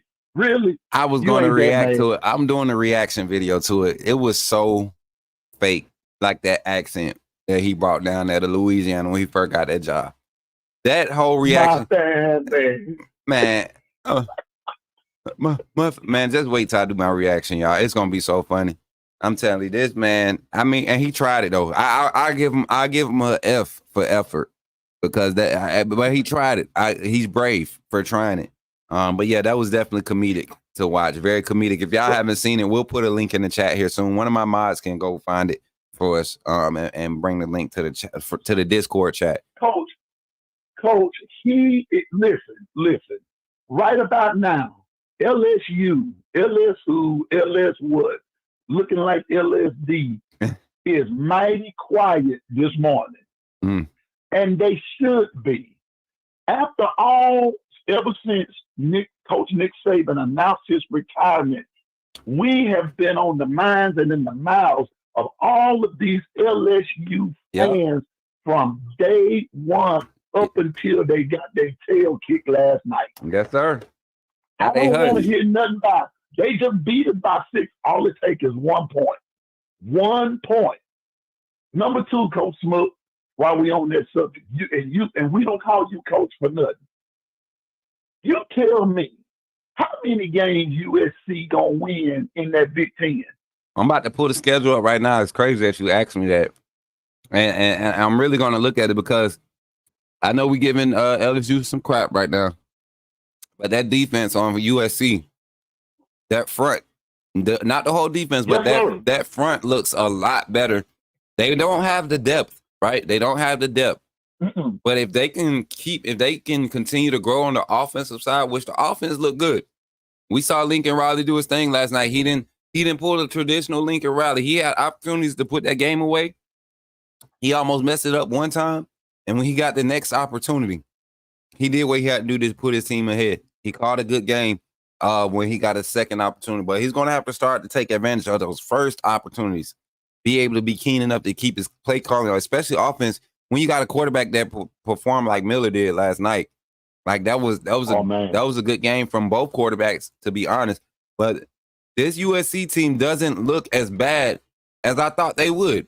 I have to admit it. I have to admit it, and I'm no trolling. As a football fan, it was enjoyable to see USC and Lincoln Riley compete against a pretty decent LSU roster, or a very decent LSU roster. So I look at USC's schedule now, and I don't know why that happens.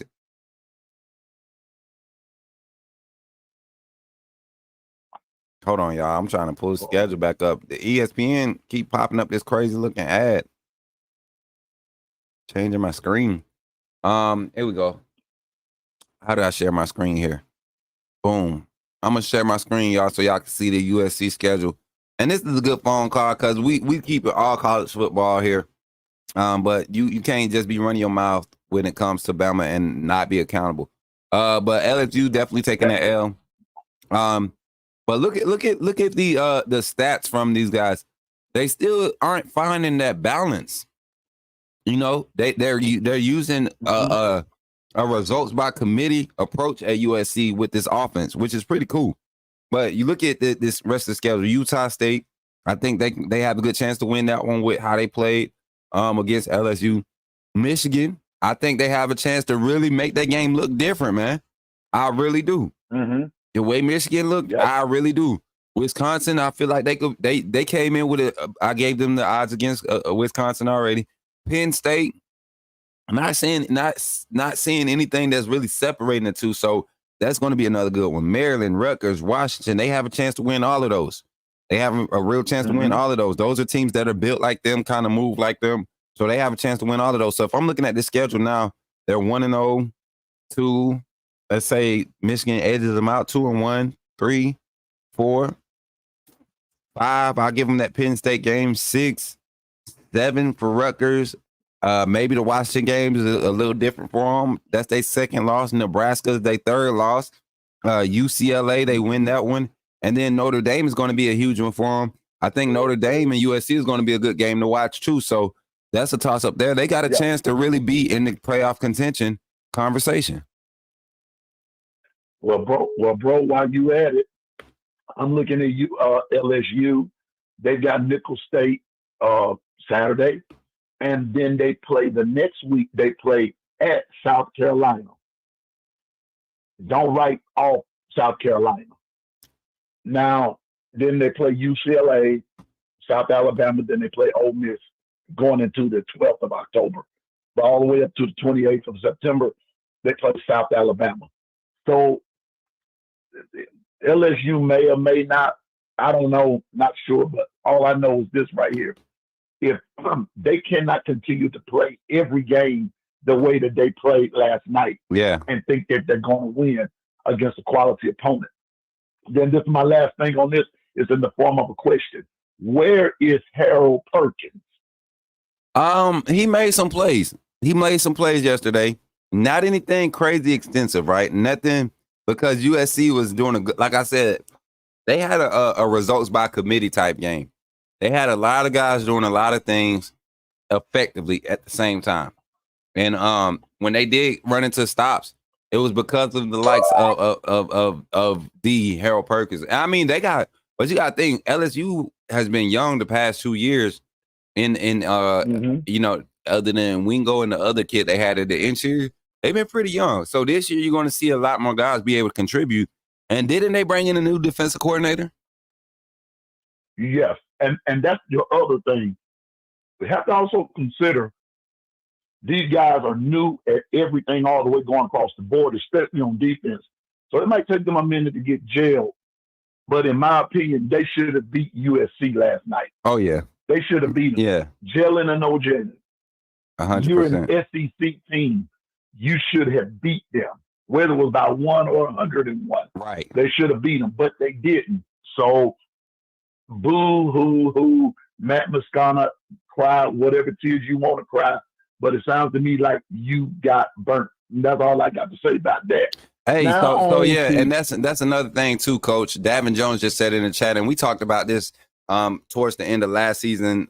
Well, coming into this season also, when we were breaking down our schedule and looking at games, Harold Perkins was the guy to highlight, and we were trying to see where they would play him at. Will he be inside linebacker or at the edge? And like you said, he's a good inside linebacker. He's not a bad inside linebacker, but he would be a lot more effective, like David Joe said. He would be a lot more effective at the edge. I mean, he's a different type of athlete. Yep.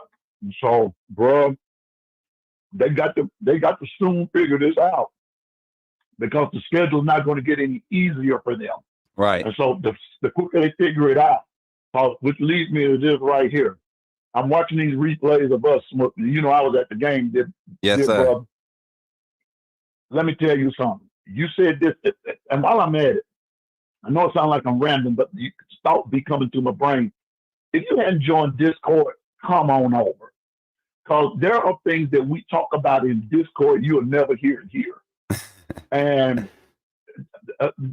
don't pay Smook no attention. But there's some things we talk about on Discord that you're not going to hear it here.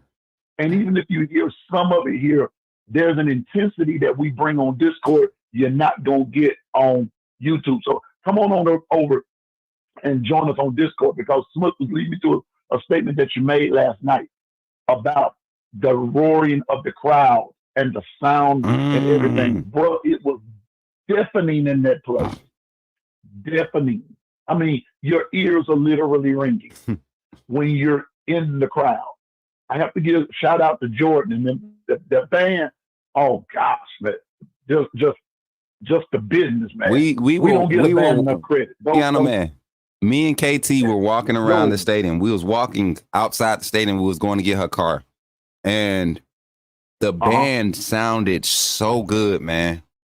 So good, man. We were walking and like dancing because that's how clear. And I don't know who the architecture was for the engineer was that built BDS and did all the renovations that they've been doing over the years. But it's like you can hear everything inside of the stadium. And where I was on the balcony, you could look between the stands, the space between the stands, and you could look to the opposite side and see the Jumbotron. So I'm seeing the game live as a matter of fact, this Jumbotron here that if you look at the screen, this Jumbotron here, we're on the opposite side at the condo. So not behind me. So if we're looking at the Jumbotron, so from this angle, if I was from this angle, chat, that's how I was looking from the balcony. I could see that Jumbotron, and I was seeing it happen live right there on the Jumbotron.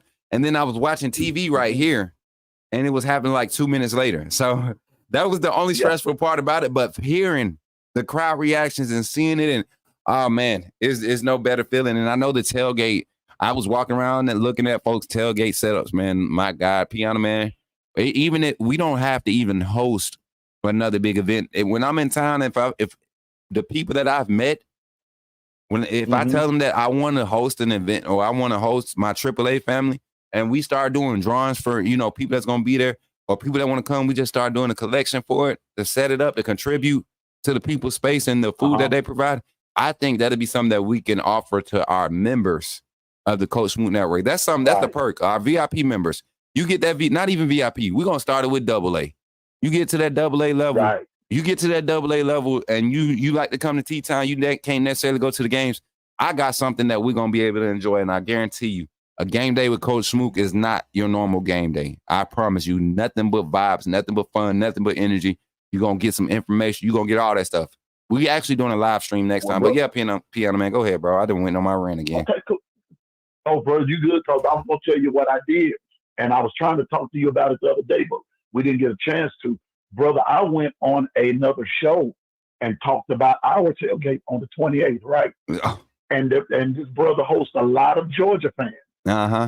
I invited any Georgia fan to the tailgate, and I told them, I'll pay for your ticket.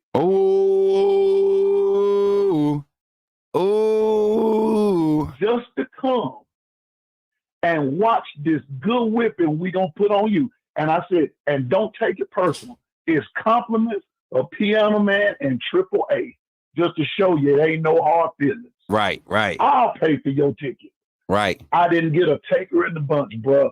Not a taker. But I just wanted you to know That's how much I got this tailgate of ours at heart. Ooh. That I would personally pay for any Georgia fan to come to the tailgate. I'll pay for your tailgate ticket.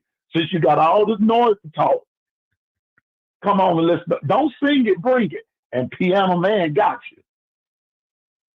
Okay. Shout out to, hey, listen.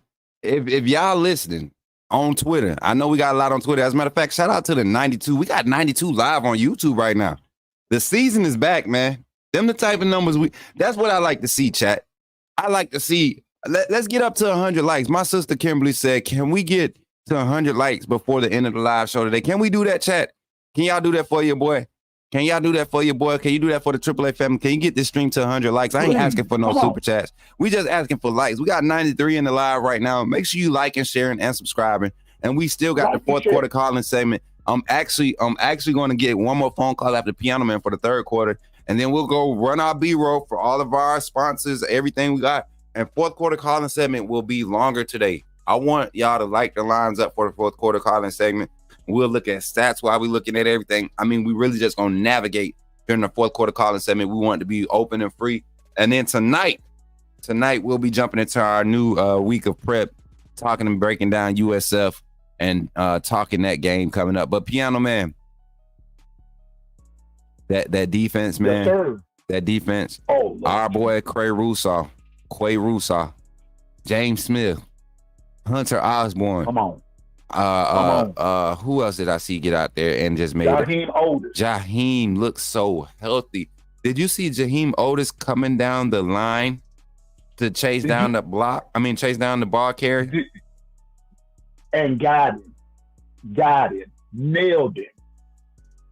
I don't think people realize how big Jaheim Otis is. 6'4", 315 pounds right now. And when he came there, coach, he was bigger than that. 355, something like that. He came there 355, 360, something crazy, no? He was crazy. But when he was in high school, see, he's 32 miles west of where I live. Yeah. When he was in high school, coach, he was right at 400 pounds. He was right and was quick. That's why they got him, because of his speed. When they done bought him, they slimmed him down some, bruh. I looked at him, he got that new jersey too, new number on the jersey. He look good on him. Man, don't it go? I'm telling you, I'm saying this, and I'm putting it out there. You talked about early part of the season, back in the preseason, rotation. If you wasn't paying attention, the rotation is a scheme that's for freshness for your team, but it plays against the other team, because the other team, when they're mad and weary, every person has a different style of how they play the same position. They play it at a different speed. Yes. Man, yes. Listen, Western Kentucky was shot before halftime. If you were watching it in person, whoever was there, their body language already said, we're done. We give up. We surrender. If they could have called that game when it got to be 28-0, I think that's what it was, however that went, they would have left and went home then, because they knew that the wheels were about to come off. They pulled TJ Finley so early after that last interception in that last series, he never saw the field again. That's how dominant they were. Keon Sabb, God bless you, sir. Michigan don't know what they allowed to get out of their hands. On one of those interceptions, Smook, if he had turned it back in, it would have been a pick six. Hey, you know what? That's what kind of exposed that speed, that straightaway speed. Sabb ain't the fastest, but he's just so deceptive. And you know, a lot of people talk about he remind me so much of Eddie Jackson, man.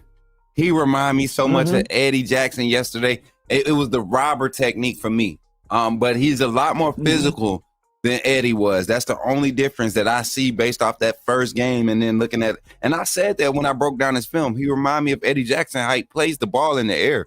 You go look at his high school film. He really looked like Eddie Jackson yesterday Even a little bit of he had a little bit of the young man that just left not too recently. The way he come down and attack the run game. Deontay Thompson. Y'all remember how crazy Deontay Thompson used to get beat over top all the time, but we knew there wasn't going to be many run fits missed because he would beat some linebackers to run fits. That's how crazy Deontay Thompson was coming down here. Yeah, and bro, all I know is this. We give a lot of credit to the offense, and they deserve it. They deserve it. I'm not even going to talk about that right now. But our defense compared to last year and the different looks of that 4-2-5, bro. Hold on, Piano Man. I got a claimer in the chat. Hold on. Blunt conversations. You know I like to have blunt conversations with you. You said it first about Eddie Jackson when you said it. Because I remember saying it before he even committed to the University of Alabama in the transfer portal when we were looking at him and we had got the inside scoop that he was one of the guys that we was looking at. I remember saying it then. So when did you say it? Because I just need to know. Don't be taking my flowers. My people, we give each other flowers around here. We give each other flowers. I gave Kevin his flowers about being right about Brian Williams, instant impact. Definitely gave him his flowers about that. Right? So Blunt, come on. Don't come over here trying to take my flowers. He said it yesterday, Jay Still. Yeah. He said it yesterday. He ain't say it back there. Okay, he said it yesterday. Okay, bet. I feel you. Don't get quiet now, Blunt. Okay, but yeah, go back to PM. Go back to you, PM, man. I just had to see where his head was. So, and coach, the aggressiveness of the Wolf, Bandit, all those the aggressiveness that they play with. That's what I'm impressed with.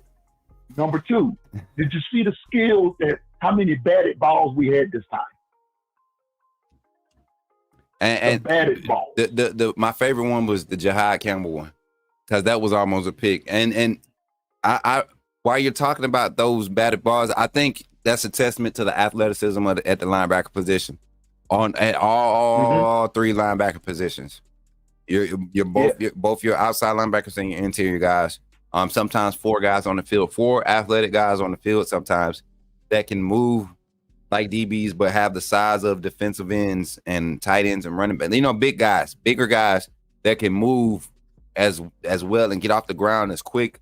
The twitchiness is there at a lot. Justin Jefferson looked great yesterday, y'all. I don't know how he never got to see the field in front of Trez Marshall last year. That dude, oh my God, he is a weapon on the defense. Yes. It's a whole, I'm going to put it to you this way.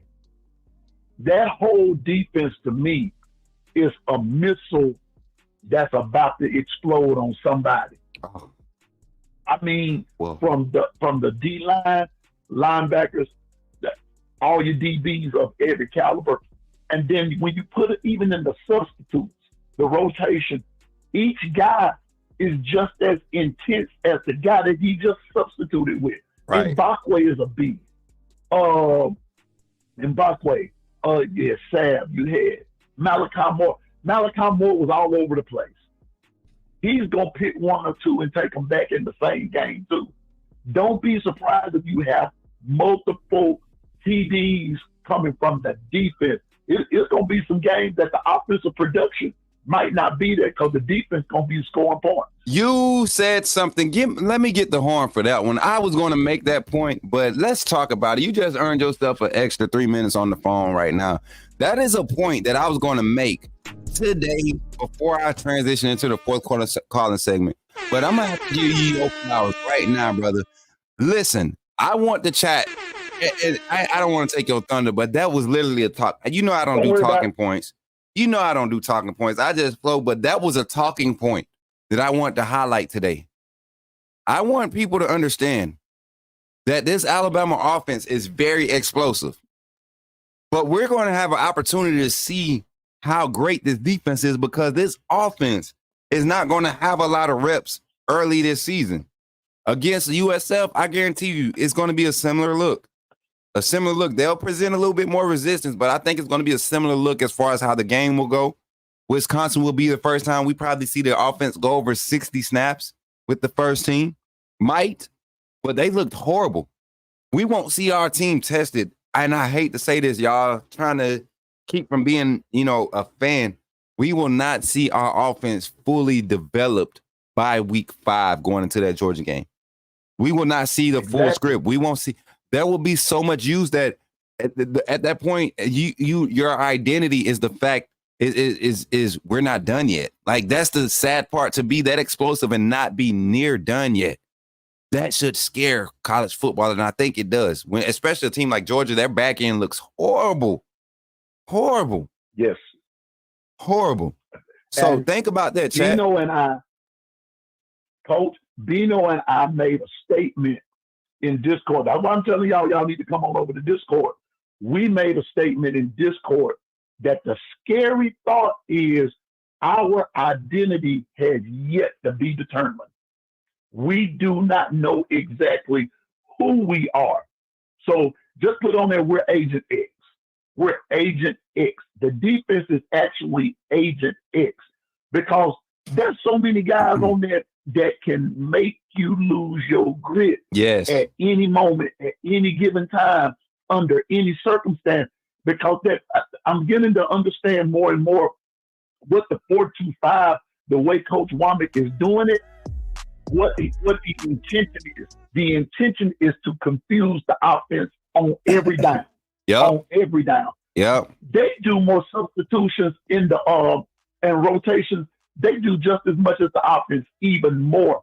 And if you watch their defensive scheme, those DBs are steadily rotating while the game is going on. They're not in no one set place. So if you think you gonna pass here, that's how Keon Sapp got those interceptions, through rotation. Oh yeah, I see it coming, bro. So don't get to all of the offensive enthusiasts out there, don't get dismayed. This is by design. It's by design, because if the production is down, don't say they don't have a good offensive production. No. Blame it on the defense, because the defense is designed to score points for you and everything. And those guys don't lose no motor. They keep it turning, because even at the fourth quarter, some of the guys were still in there. They were still just as fresh as they were in quarter number 2. I'm just saying. So, Smook, bruh, thank you for just enlightening us way back in February. And we talked about it in March, April, May, June, and July. Now here we are, August, September, and we're watching the fruition of it. And in game 1, it was like, and there's more. Stick around, folks. You ain't seen nothing yet. 100%, Piano Man, 100%. Appreciate you calling in, bro. Anything you want to say to the family before you get off? Last thing, shout out to the assistant coaching, to the coaching staff. Those dudes are the business. Protect those guys. Freddie Roach, Robert Gillespie, Kane Womack, Jamarcus Shepard. Man, I got a newfound respect for Jamarcus Shepard. You thought he was about to go out there and play. Yeah. Man, that's coaching. Did you see him in warm-ups? Like it's supposed to be. Piano Man, did you see him during the warm-ups? Yeah. I'm not talking about the walkout. I'm not talking about the walkout warm-ups. I'm talking about like the hour warm-ups where players individually come out and do that. He was out there running routes. Like, you would have thought, like you said, you would have thought he was getting ready for the game, man. And people were trying to figure out, was that him? I'm like, yeah, that's him. Like, who else would it be?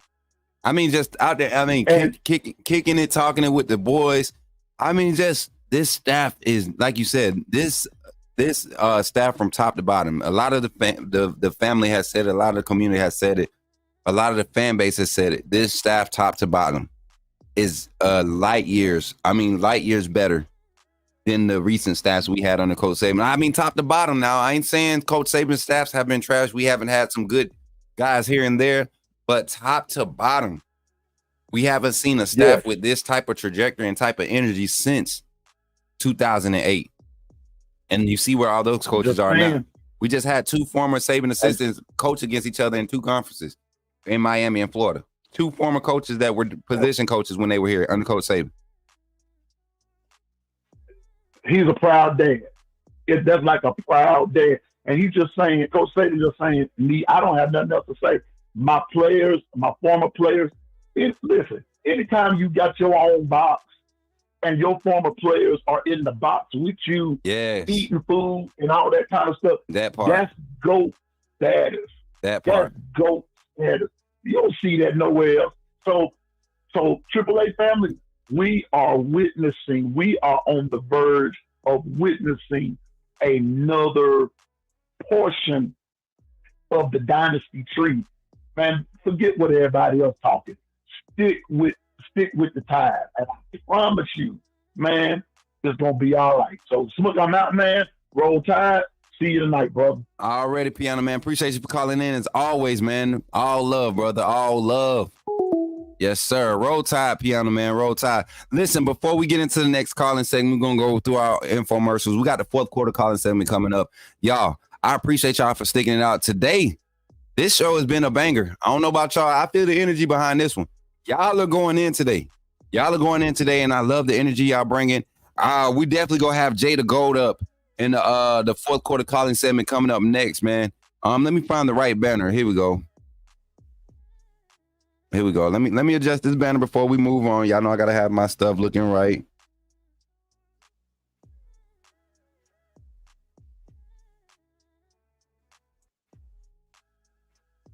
Talk, yo, talk. That's what our calling segment is. Fourth quarter calling segment. Talk, yo, talk. Next up. All right. After these infomercials. So when we come back, I'm gonna give my last little spiel. We got a few announcements about content coming up this week. And then we'll open the phone lines up to close out the day, man. Listen, right now, we have 101 live viewers on YouTube right now, y'all. We got 101. Shout out to all of the shares, man. I told y'all that listen, when y'all do what your brother asked to do, man, God does some great things. Some awesome things happen when you work together as a community. Y'all, 100% appreciate y'all bringing us back to the 100 viewership. We got 100 live views, 100 live viewers, active live viewers here on the Coach Smook Network. Welcome in the 100 piece, baby. Can we get our likes up to 100? Can we get those 100 likes, man? Can we get those 100 likes? And until then, man, I appreciate y'all for pulling up, kicking it with your boy here on the Coach Smook Morning Show. When we come back, we'll jump into the fourth quarter calling segment after those announcements. And we're going to have some fun to close out the show today. And yeah. See y'all on the other side, man. It's your boy, Coach Smook. Thank y'all for supporting. And don't forget, man, this is how you become a member of the family. I'm telling you, don't just subscribe. Become a member of the Coach Smook Network. Check us out, man. We got some great things going in our community. Some you probably won't see anywhere else. All right, here you go. Glad you chose to stop by the channel today. Just wanted to give you an opportunity to really become a part of this community here at the Coach Smook Network. We like to call ourselves the AAA family. The AAA stands for authenticity above all. We just want to give you an opportunity to become a part of this community because we're growing and we're doing something special here as a fan base, not just for Alabama, but the fan community as a whole.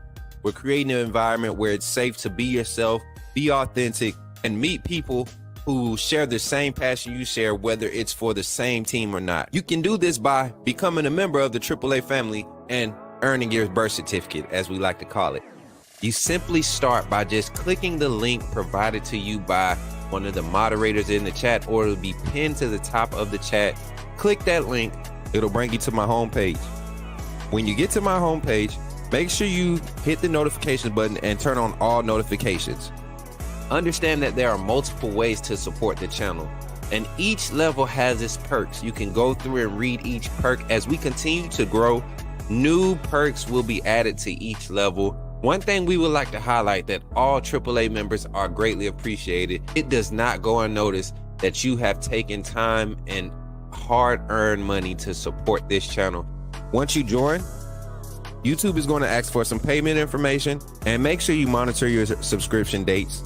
Also, if you really want to get interactive with the community and find out what's going on, think about joining our Discord family. This is where you can get into all the fan talk of the community, and also there are networking opportunities. Please be mindful that there are rules and that we expect everyone to treat everyone with respect. Also, if you're looking to partner with Coach Smook Network or sponsor, please hit us up at coachsmooknetwork@gmail.com and our staff will get back to you in a timely manner.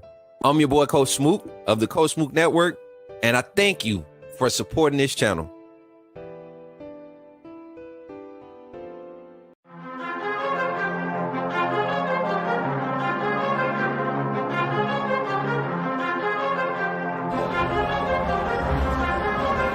Leandre Gotate Giusto.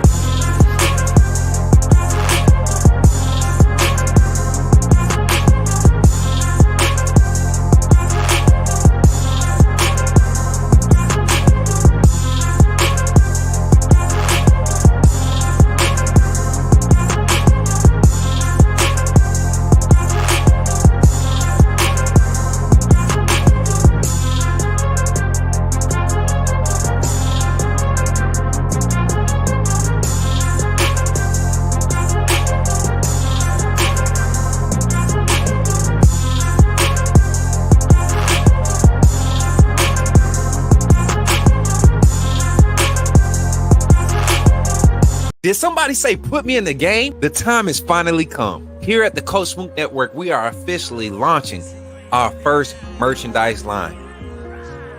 We will have a lineup of t-shirts, long sleeve shirts, sweatshirts, and hoodies available, with more items to come in the future. The way you can find these items is by simply going to the YouTube page, clicking on the links, and you will see the Coach Smook Network merchandise link below.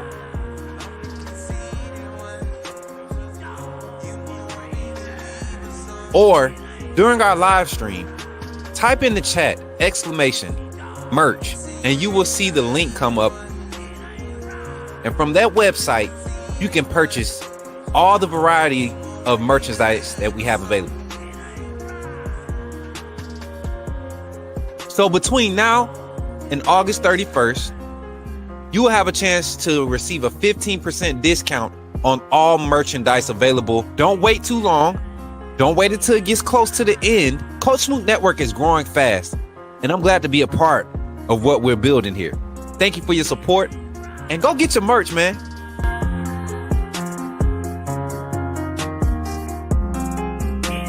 It's here. Authenticity above all. AAA family. Coach Smook. You know what it is.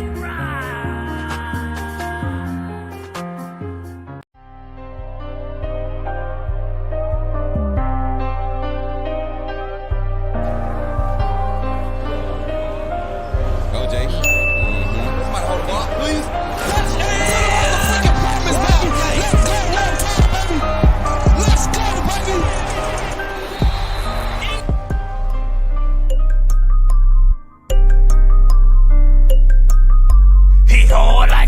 Making plays, I'm about to break some. Keep me off the ball, I run it back, I'm about to shake some. Ready to play, I'm ready to play. Hit hard like a tackle, making plays, I'm about to break some. Keep me off the ball, I run it back, I'm about to shake some. Ready to play, I'm ready to play. Hit hard like a tackle, making plays, I'm about to break some. Keep me off the ball, I run it back, I'm about to shake some. Flex it, to the left, to the right, 2 check, 1 step. Yeah, man. If y'all haven't heard, Coach Smook is back gaming. Coach Smook Gaming is back. We got a whole esports team that we done put together, man. If you want to get on the esports team, you're looking to be a content creator, gaming content creator, reach out to us, man. My boy Coach Zay is in the Discord. Jump in the Discord. That's where all your information about the gaming community. Be starting it off with our community event here. Starting next week, we start our tournament. If you want to be in the tournament, there'll be a link going out tonight. We're going to start sending that note. We'll send it out Thursday. We'll start it out Thursday. Start sending out the link Thursday for you to register.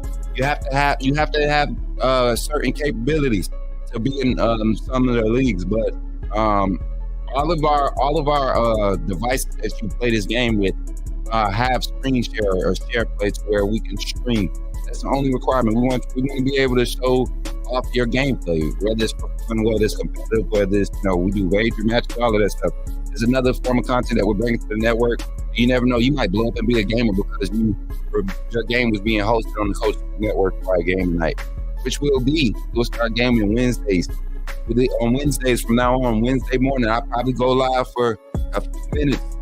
Just kind of talking a little bit about if any breaking news or anything, but then we're going to start gaming. We're going to be on Twitch for 4 hours a day. We're going to be over here on YouTube for 4 hours a day. Gaming streaming every Wednesday. Wednesday is our gaming day, right? I got people helping me with my content, so we're going to be working, man. We're going to be working. Also, final thing, man, if you haven't already, become a member of the channel, man. Go get some merch. The 15% discount is done. There's no more 15% discount. I got to update that commercial, but yeah, 15% discount. Also for members, if you're a member, you have to before you make purchases, make sure you're establishing that you're VIP members. You have a discount code, and that discount code will be mailed out to y'all for the end of the day. But the merch is selling, y'all. The merch is selling. We got a lot of people that's rocking some Coach Smook Network and AAA family gear. And if you have a picture that you want on the banner, let me pull the banner up. Let me see if I can get the banner. I got a banner. If you want to be on this banner here, get a slight good look at it. I got it with the animations and everything. But if you want to be on that banner, man, that's what's going to be hanging up at the tailgate party. I got a few pictures I got to remove. Come on, but we got to update the banner, the one that's going to be printed out. I was going to put out the printout this past weekend, but I wanted to see who works through the weekend and who really shows up and support. And it's some people on there that ain't been rocking, and then we ain't rocking like that. You ain't putting your face on it unless you're solid, and I only want my solids on the banner. So if you want to be on the banner, submit your picture in Discord. We got a Discord community. I'm actually about to open the room up now. Not family game night info. Where is the room at? I thought I had one already. I'm about to create one now. Oh, here it is. AAA banner picks. I already got one. I'm opening it back up right now. Bino was the last person to put a picture in there. So we got the mods. It's not a private channel anymore. So if y'all go to Discord, y'all will see it now. Banner picks. Whatever picks in there by Thursday. Wednesday. By Wednesday. That's what I'm going to use for the banner. Yeah, we got Bino's AAA photos. Got everybody in there. It's about to be a movie, y'all. It's about to be a movie here on the Coach Smook Network. Now, the last 30 minutes of the show, well, we got 15 minutes of our fourth quarter calling segment here on the Coach Smook Network. Let me get the right beat on this mug, boy. Let me get the right beat on this mug, because y'all playing around, man. Yeah, it's time to play, baby. So, here, for the fourth quarter calling segment, yours truly, Coach Smook, powered by the AAA family. Jumping into the fourth quarter calling segment, 334-625-1121.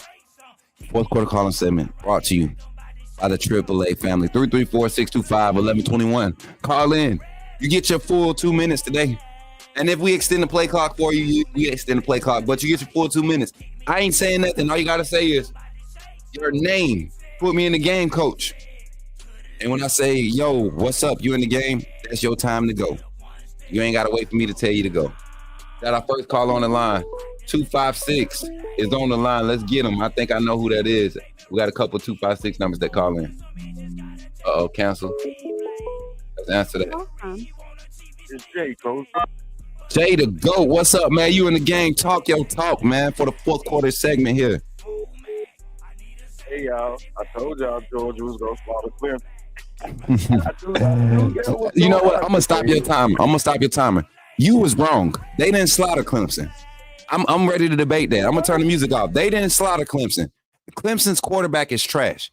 If Clemson had any one of the quarterbacks on Alabama roster right now, Georgia loses that game by 14 easily. That secondary is doo-doo. The defensive line was not elite. Their offensive line struggled against Clemson's defensive front. If Clemson had any type of quarterback or any type of offensive production consistently, Georgia loses that game, and I'm standing by it. Talk your talk. Man, I'm not hearing none of that. That's the problem. None of that. That's the problem. You ain't hearing it. You got what you got. You recruited what you recruited, dog. All of that talk, that don't mean nothing. Who is on the field is who is on the field. That don't take away from the fact. That don't take away from the fact that Georgia's not a good team. That's the point we're trying to argue right now. You talking about Georgia slaughtered Clemson? No, Clemson missed on opportunities because of the lack of execution by their quarterback, not the wide receivers, not the offensive line, not the D line, not the linebackers, not the DBs, the quarterback. That's got nothing to do with scheme. That's execution, buddy. And if Georgia plays against a team that can execute, it's over with for them. Go ahead, Jay. The spread was met. That's all I said. I just know Georgia was going to cover that spread. Clemson is not a good football team at all. Man, you tripping. You tripping. Georgia not a good football team at all. Clemson suck, man. If you ain't going to hit the NIL and you ain't going to hit that transfer portal, 34-3 is what you going to get, dog. Hey. Them folks trash, man. To say Clemson did not look decent. Both teams, Georgia didn't look trash now. They just didn't look elite. Both of these teams look like mid-tier SEC teams. You're Kentucky that can show up every other weekend. Florida who might show up, the traditionally. That's what these teams look like. Again, come on now. Georgia did not look elite, bro. With Clemson. I can't give you that with Clemson. Yeah, Georgia didn't look elite. I know, I understand that. We both agree on that. But I'm just saying the spread was met because Clemson is trash. Clemson is not a good football team, man. And that whole conference is overrated. ACC football is trash, man. It is. We only play real football in the SEC. That's the only place where it's really played. And number-wise, it was sold all weekend. Yes. All weekend. Yes. So I'm sorry, family. I feel like Clemson trash. And I feel like Georgia, man, we finna blow that shit out the water, man. Oh yeah. I mean, we can agree on that, Coach. And this gonna be another hot take. Yeah. The Bama family probably gonna be upset with me about. But hey, I'm Jay, and I really don't care. Miro still got a lot to grow on, man. Miro feet in that pocket when he's throwing the ball is ridiculous, man. He cannot read from 1 to 2 to 3. He already coming out on certain plays predetermining things. Hold on.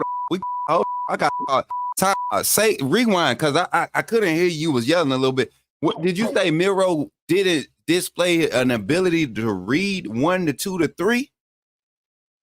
Did you just say that? Miro did a terrible job reading the field. Because there's film breakdown. There's other channels on YouTube with film breakdown of this man missing his first read. Send me the links. Send me the links. Send me the links because I can break down 3 plays right now.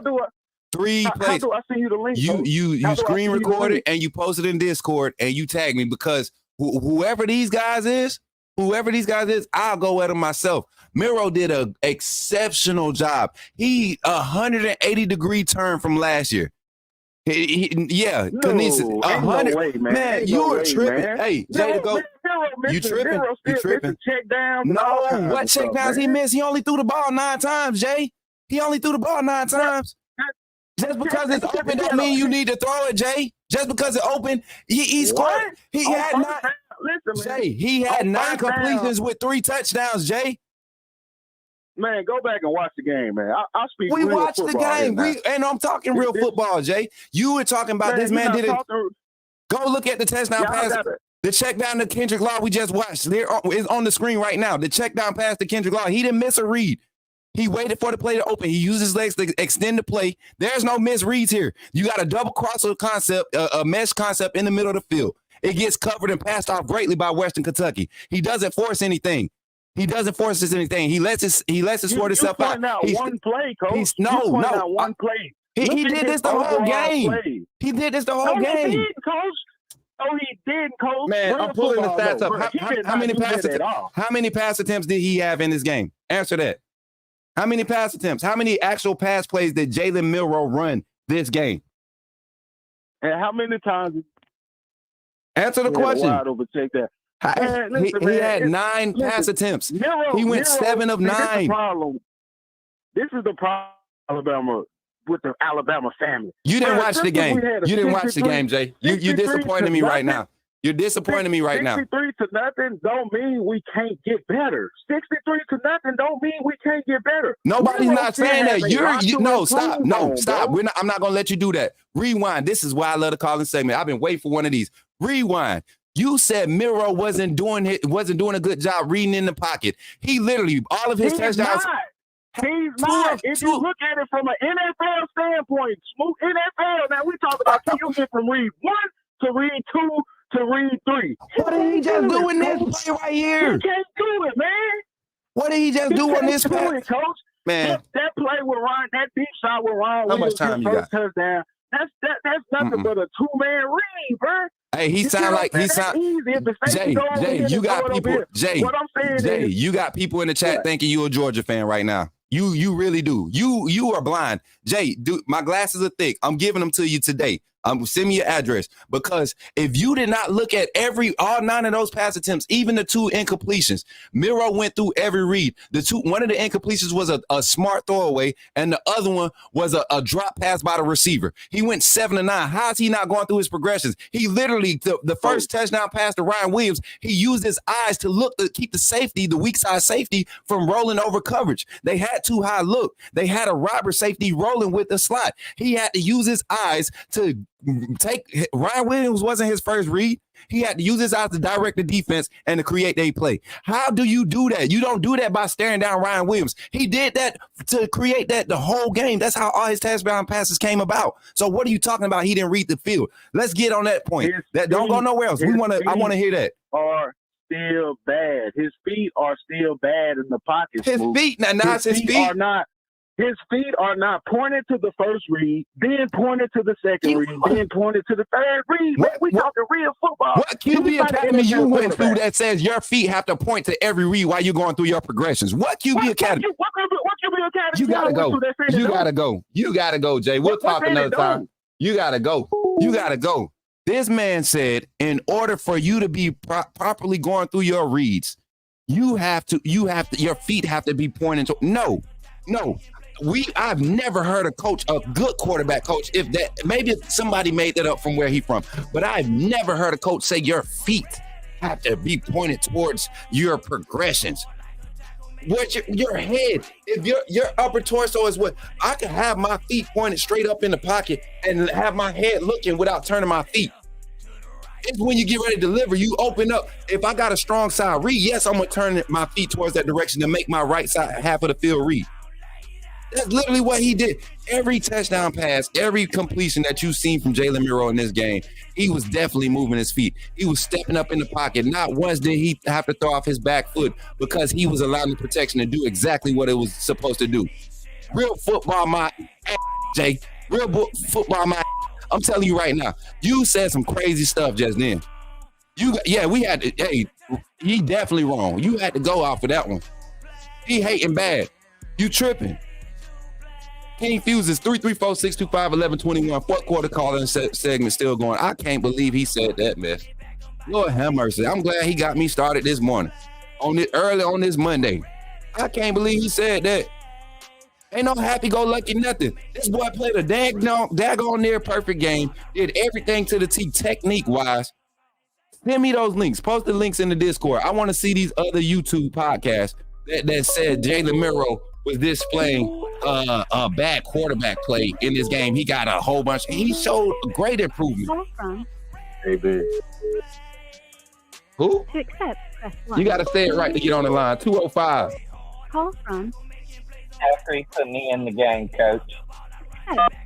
No disrespect. Whoever that was, JB, whoever. Please say the right thing. Your name and put me in the game, coach. Please. We in the mode now. The season has kicked off. Let's go, man. What's up, Zach? What you got to say, bro? Yes.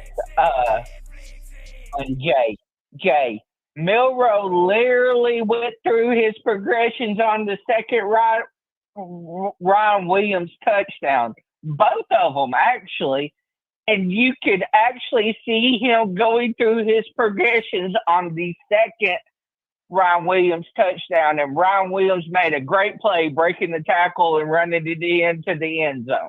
You could they even showed it in the replay. If you watch the replay, he's sitting there looking. That's literally what they highlighted. That's literally, Zach. That's literally what the commentators highlighted the whole game. You got a former quarterback who played at the University of Alabama and Greg McElroy in the booth, just being astonished at Milroe's footwork and his ability to trust his O-line to step up in the pocket and deliver balls on the rope. Deliver balls on the rope every time. And for him to come and say, Miro, yes, of course he has room to grow. Of course, there's always going to be room to grow. But just because the receiver, that receiver is open. Look at this play right here. Hold on, Zach. I'm looking at the play where he scrambled to create a play downfield. He could have easily took off with his legs. Lesser opponents, lesser talent, all that. He takes his time. You got the pre-snap motion. You got the double cross. You got the mesh concept. Boom. He's looking at it. Look at his eyes.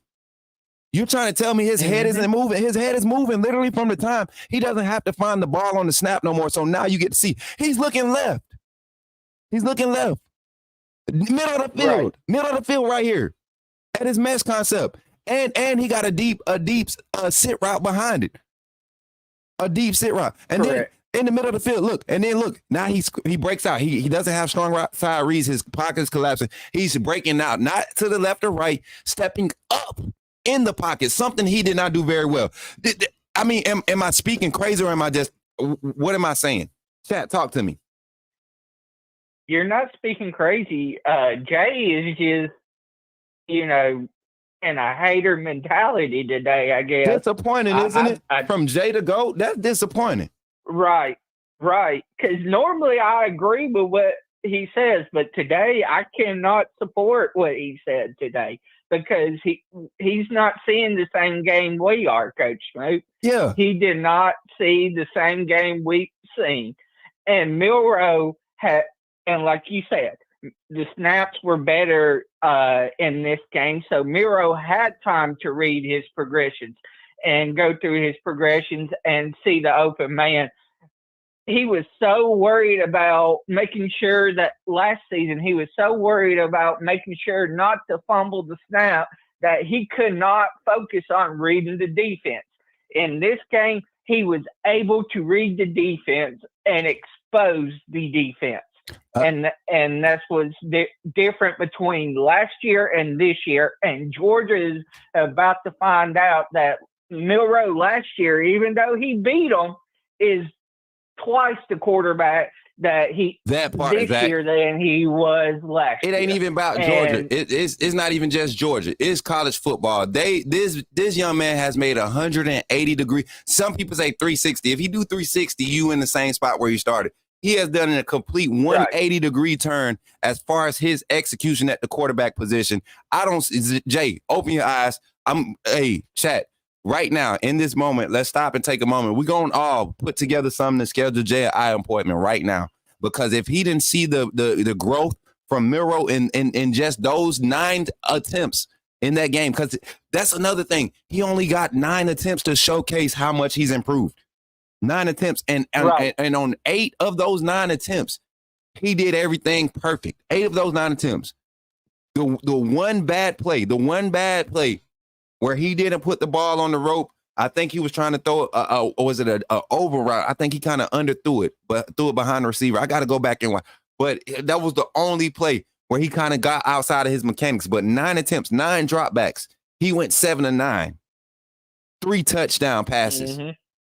33% of his passes that he threw this past weekend were for a touchdown, were for a score. And then he had no negative yardage, no sack yardage. But he hasn't grown as a quarterback. Literally, everything that I named that he did do, he did not do last year, and the team still came away with win. And he's able to do that now this year, starting off the season, display those things. Jay the GOAT, I'm sorry, man. You're the donkey of the day. You my brother, but you get the donkey of the day. You get it. And he did have 1 sack in this game, and it wasn't his fault. It was Elijah Pritchett got bull rushed, and the defensive end bull rushed Elijah Pritchett, and it was early in the game, and Elijah Pritchett couldn't adjust in time and got to Milroe and sacked it. But that was the only sack. After that, Elijah Pritchett made the adjustment that he needed to make. Hey, Zach, I don't mean to cut you off, but we got 2 minutes, man. We got to get some more people on the line. The line's blowing up now. It's hot. Okay. Roll Tide. I'll get you back on. Call from Fuels, put me in the game, coach. Yo, what's up? You in the game? Say your name again. It's King Fuels. Oh, what's up, man? What's good? Welcome to the show. I knew I heard a new voice, so I just want to give you an opportunity. I don't want to boot you. See, JB know better. So go ahead, man. Your fourth quarter caller segment moment starts now, man. Welcome to the show again. Let me hear you talk, man. Let me talk to me. What's cracking, Smook? Man, I'm hot. I'm hot. I'm not even gonna lie. I can't believe Jay said that. You know what I'm saying? I can't believe he said that. No, I feel it, man. It's a lot of brothers are going off of the cliff notes. You know, it's a lot of lazy scouts. You got your Dan Orlovsky's out there. When it comes to dual threat quarterbacks and the way the NFL is trending, that old notion of always having your feet set, you can't sit here and tell me that Aaron Rodgers is the GOAT when most of his throws are off balance. Patrick Mahomes, his throws are off balance. With different release points, not just off balance, different release points. And I'm not talking about where his feet are. I'm talking about his release points where the ball is let go with his hands, the angles. Right, absolutely. And what it is Jalen got a stigma. You know what I'm saying? You know about that old stigma. I used to coach football at Dallas County High School. I was a DB coach. And there's always been a stigma, you know, against certain kind of quarterbacks. But I think Milroe did an excellent job. I saw him reading through his progression. What I hope for Jalen this year, I feel like the reason why he was holding onto the ball so much last year, and sometimes when he had running lanes, he wouldn't take off. Because sometimes with those kind of quarterbacks, they get caught up in the cliff notes. You know what I'm saying? They know scouts are out there. They know what scouts want to see. So instead of just taking what they're naturally gifted at, they try to do too much. But this game, I didn't see him doing that. I saw him on that first touchdown go from left to right, read his progressions. Ryan Williams really was the third option on that play. You know what I'm saying? And he ended up getting behind the defense. The second play, I don't know if it was a post or a deep dig. He hit him once again, second and third progression. And what makes Ryan Williams special, people are really not looking at what he did on that play. Anybody can catch that pass on that deep dig or that post route. But what made that a one-on-one type play for a guy that's 17, once he catches that dig, the type of protection and balance he had, I already know. Balance, yes, the balance, and most guys when they catch that dig or that post, they're gonna keep going towards that left end zone. You know what I'm saying? We had Jimmy Horn Jr. do that in Colorado Thursday night, but what he did, he cut back to the outside, and it caused the safety and the cornerback to run into each other. Overall, when it came to the game, and first off, I want to tell you, bro, I support you and everything you do with the network. I'm going to become a member, bro. I love what you're doing. Keep rocking, man. But when it comes to the team, and this might be controversial what I'm about to say, we all know Saban's the GOAT. We all know Saban, what he's done over the last 17 years at Alabama has been nothing short of special. But Saban is so great, his drop-off, we really couldn't calculate it because of his greatness. And what I'm seeing with Kalen DeBoer and his younger staff is you're finally, in the last 4 years, you're finally seeing young coaching, young schemes meeting all that talent. A lot of those guys that are on that defense that we're talking about, other than Keon Sabb and the kid from USC, a lot of those guys were already there. But what you had is a philosophy that was, I'm not going to say it was outdated, but maybe Saban just felt like it was time for a change. And now you're giving that offense with Ryan Williams, Jalen Milroe, Haynes, Jam Miller, and all these guys. Bro. A UW type philosophy, bro. Yes. And Fuse, I don't mean to cut you off, bro, and I'm not stopping the phone call, but the play you were just referencing that kind of is the one that really solidified that this is not just a one-off thing for Jalen Milroe, that he's consistently doing this, because he could have got confident like most quarterbacks who are transitioning and growing at the position do, and they lose their mechanics. But I want to bring some attention to this play, the touchdown pass to Ryan Williams play. I want to bring some attention to it. Is after the Justice Haynes touchdown, right? Let me see. Or was it before? Oh, here it is. Here it is right here. Same play. Y'all see the motion with the same type of look. The pre-snap motion with the mesh concept in the middle. You bring I think this CJ Dupree and I think who is that slot over there? They gave that same motion to look like they're gonna bring that mesh concept, but now they're extending this concept. Watch this dig by Ryan Williams, and it, like you said, it looked like a shallow post, almost like a shallow post. More so, it wasn't your normal square dig. In this offense, you're going to see a lot of guys go to space. They'll stem and then break off to space, not necessarily run a route. So this was like an inside break off in space type stem concept. But to see the pass, first of all, you allow a guy to be athletic. You don't put him in a situation where he's going to be hurt or lit up by a safety. You see the other guy's back, the other defender who could make a play on it. His back is to it. The safety is not close enough to make a play on it. You step up. You stand in the pocket. You didn't have to step up. You stand in a strong pocket. Got kind of close on the tackle side again, but he stands in there. He trusted. Delivers a rope again. Look at the footwork. Was that toe not pointed towards the target? It sure was. I mean, look at it. I mean, look at the stance. That wasn't Jalen Miro last year. Jay, open your eyes. Open your eyes. Miro needs to step it up. We could say that about the whole team. We could say that about the coaches. We could say that about the fan base. But for you to say that he has not improved, he needs to get better. How much better can the young man get with 9 pass attempts? If you had to grade his game yesterday, King Fuses, just to kind of carry the conversation along, what would you grade Jalen Miro's performance Saturday?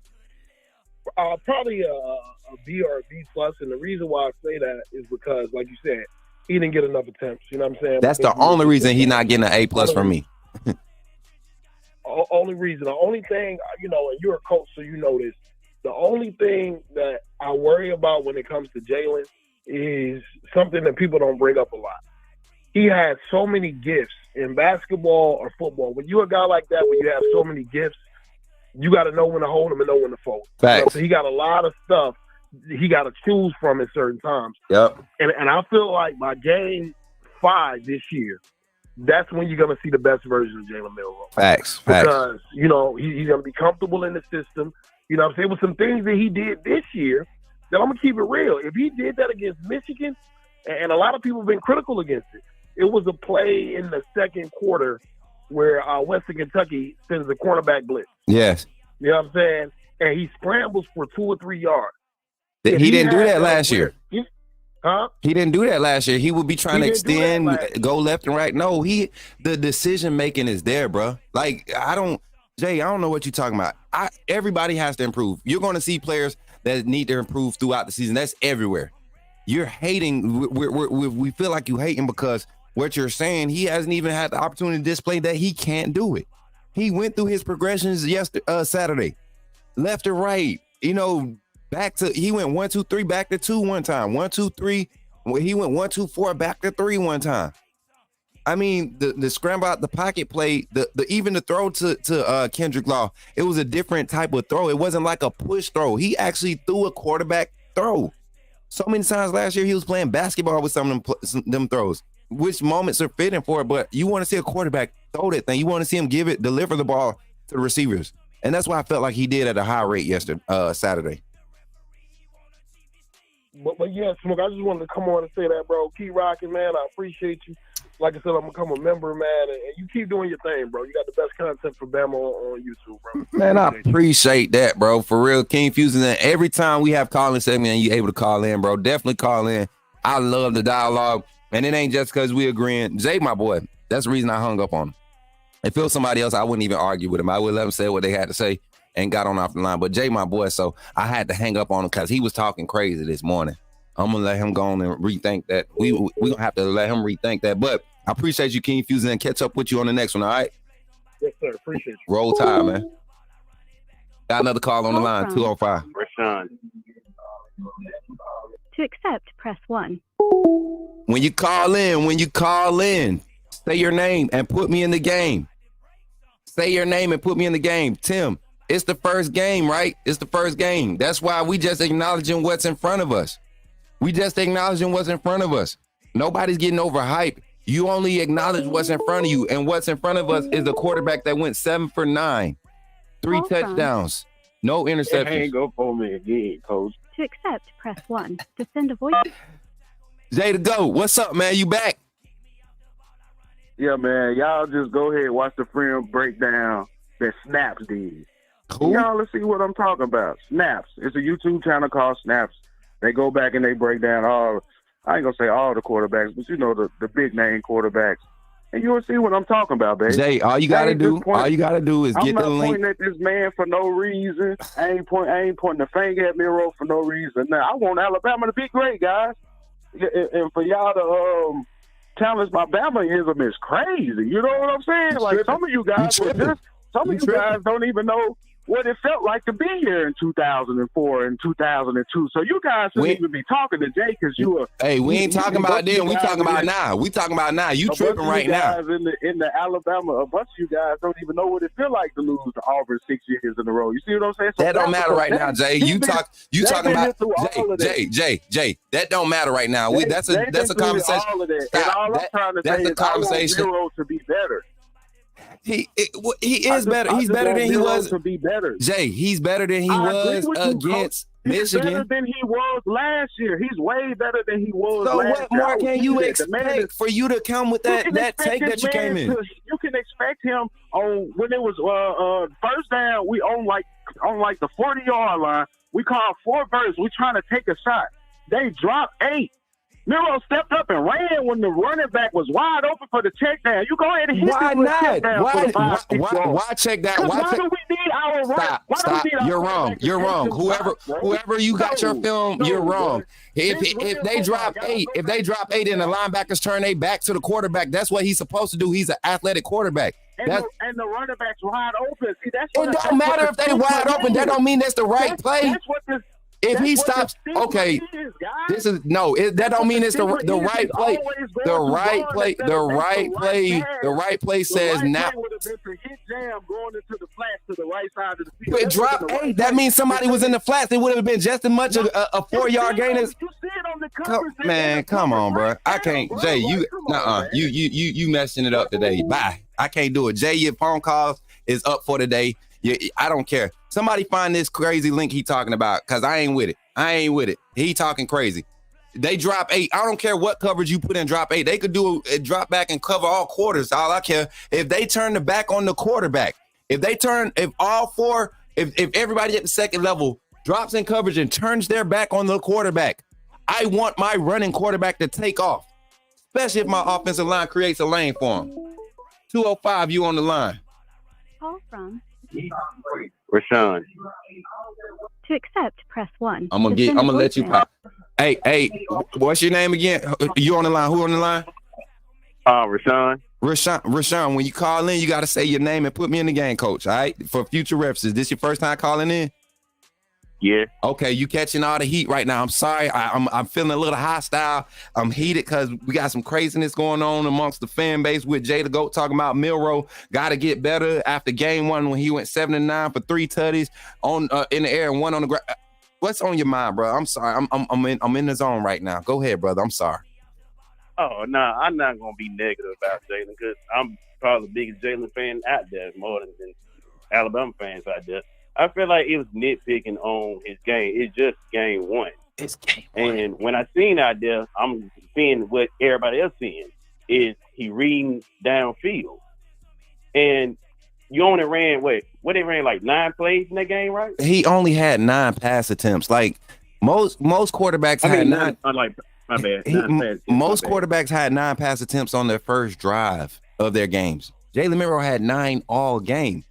Like, how do we fairly assess this? Like, other than what was put in front of him, what it put in front of. All right, I got this video. Go ahead and talk your talk. I'm gonna watch this video in the background while you give us your take on what you got to say about the game Saturday. But shout out to King Fuse's Lit House for becoming a member, man, of the YouTube channel. But go ahead, brother. Go ahead, Ray Sean. I just noticed the play he was talking about 8-man deep, and Jalen ran to it. It was no way he threw that ball to that running back. It could have been a loss off the downs. He threw that. Then the coach, Nick Sharon, probably asked him in the film room, "Why did you throw to the running back? You should just ran." And everybody didn't realize it. I went back and watched that play. When y'all was talking, I went back and watched that play. it was no way he would to throw that ball at that man. I don't know what the heck. Excuse me. I don't know. You good? Because I'm trying to figure it out too. I really want to. I probably need to watch this. As a matter of fact, bump it. We get copyrighted. We'll take it. Let's watch it while we on the line, man. As a matter of fact, we're gonna watch it after your phone call. We're gonna watch this little breakdown of Jalen Murrow. This guy snaps, right? We're gonna watch it live and we're gonna react to it. Jay, ain't no way. But I got a question. If he said Jalen, if he so-called say Jalen was the worst quarterback, let's say he did. Let's say he did say Jalen was the worst quarterback. Didn't read his plays, anything, week 1. So you telling me the boy from Ohio State, did he do good? The boy from Georgia, did he do good?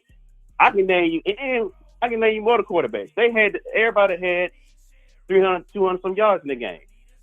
Everybody didn't do good. Man. Carson Beck, everybody want to say Carson Beck is the best quarterback in the SEC. Who said that?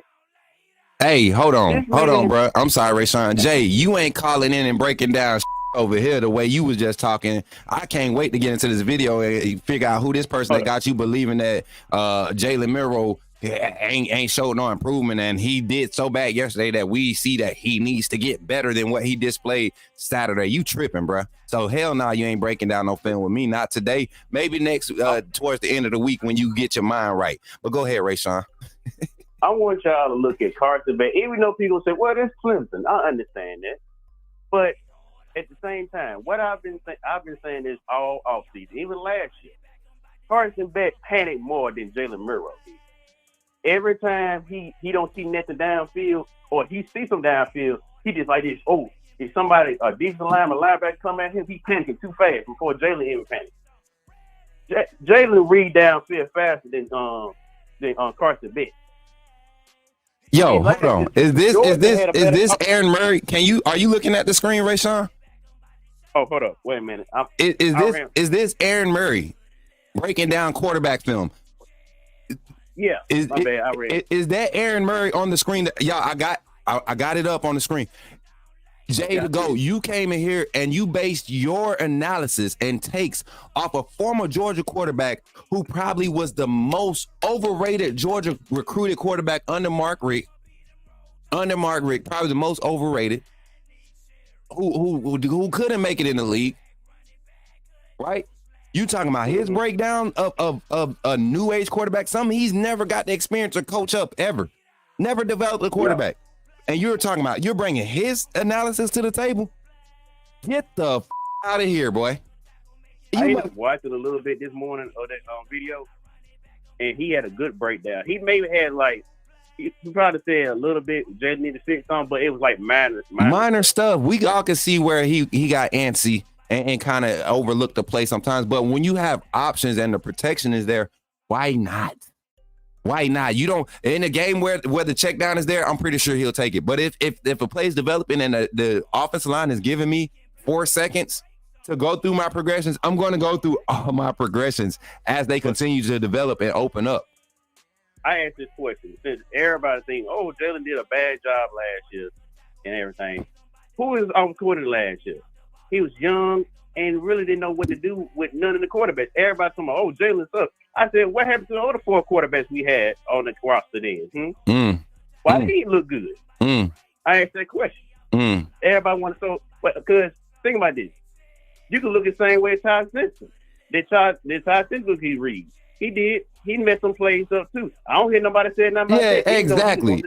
Especially the scramble. The scramble play. He had players open. That don't mean that that's the best play though. Like that's what I'm saying, Jay. You say you're a coach. I would have never brought those statements. If you would have said Jalen played a great game, he showed massive improvement since last year. There's some few minor things he can do to continue to get better, because that's what we're seeing, him continuously getting better every time he's touched the field. Minus that Georgia and Michigan game to close out last year when he peaked, right? He got to a point where he peaked. Nobody was actually developing him on the back end. Everything he did last year was kind of self-motivated. But this year he has a group around him, a staff around him that's actually developing him, and he's continuing to develop as we speak. He displayed it this past Saturday. And then these same people talking about, oh, Jalen. I said, by the time we got Jalen really get going, it was the LSU game. and Kentucky game. That was his best performance we seen probably down the season. Tony Reese didn't know what to do. Tony Reese wanted the boy from Notre Dame to be the starter. What happened? He won that South Florida game, looked trash. And I want somebody to argue that.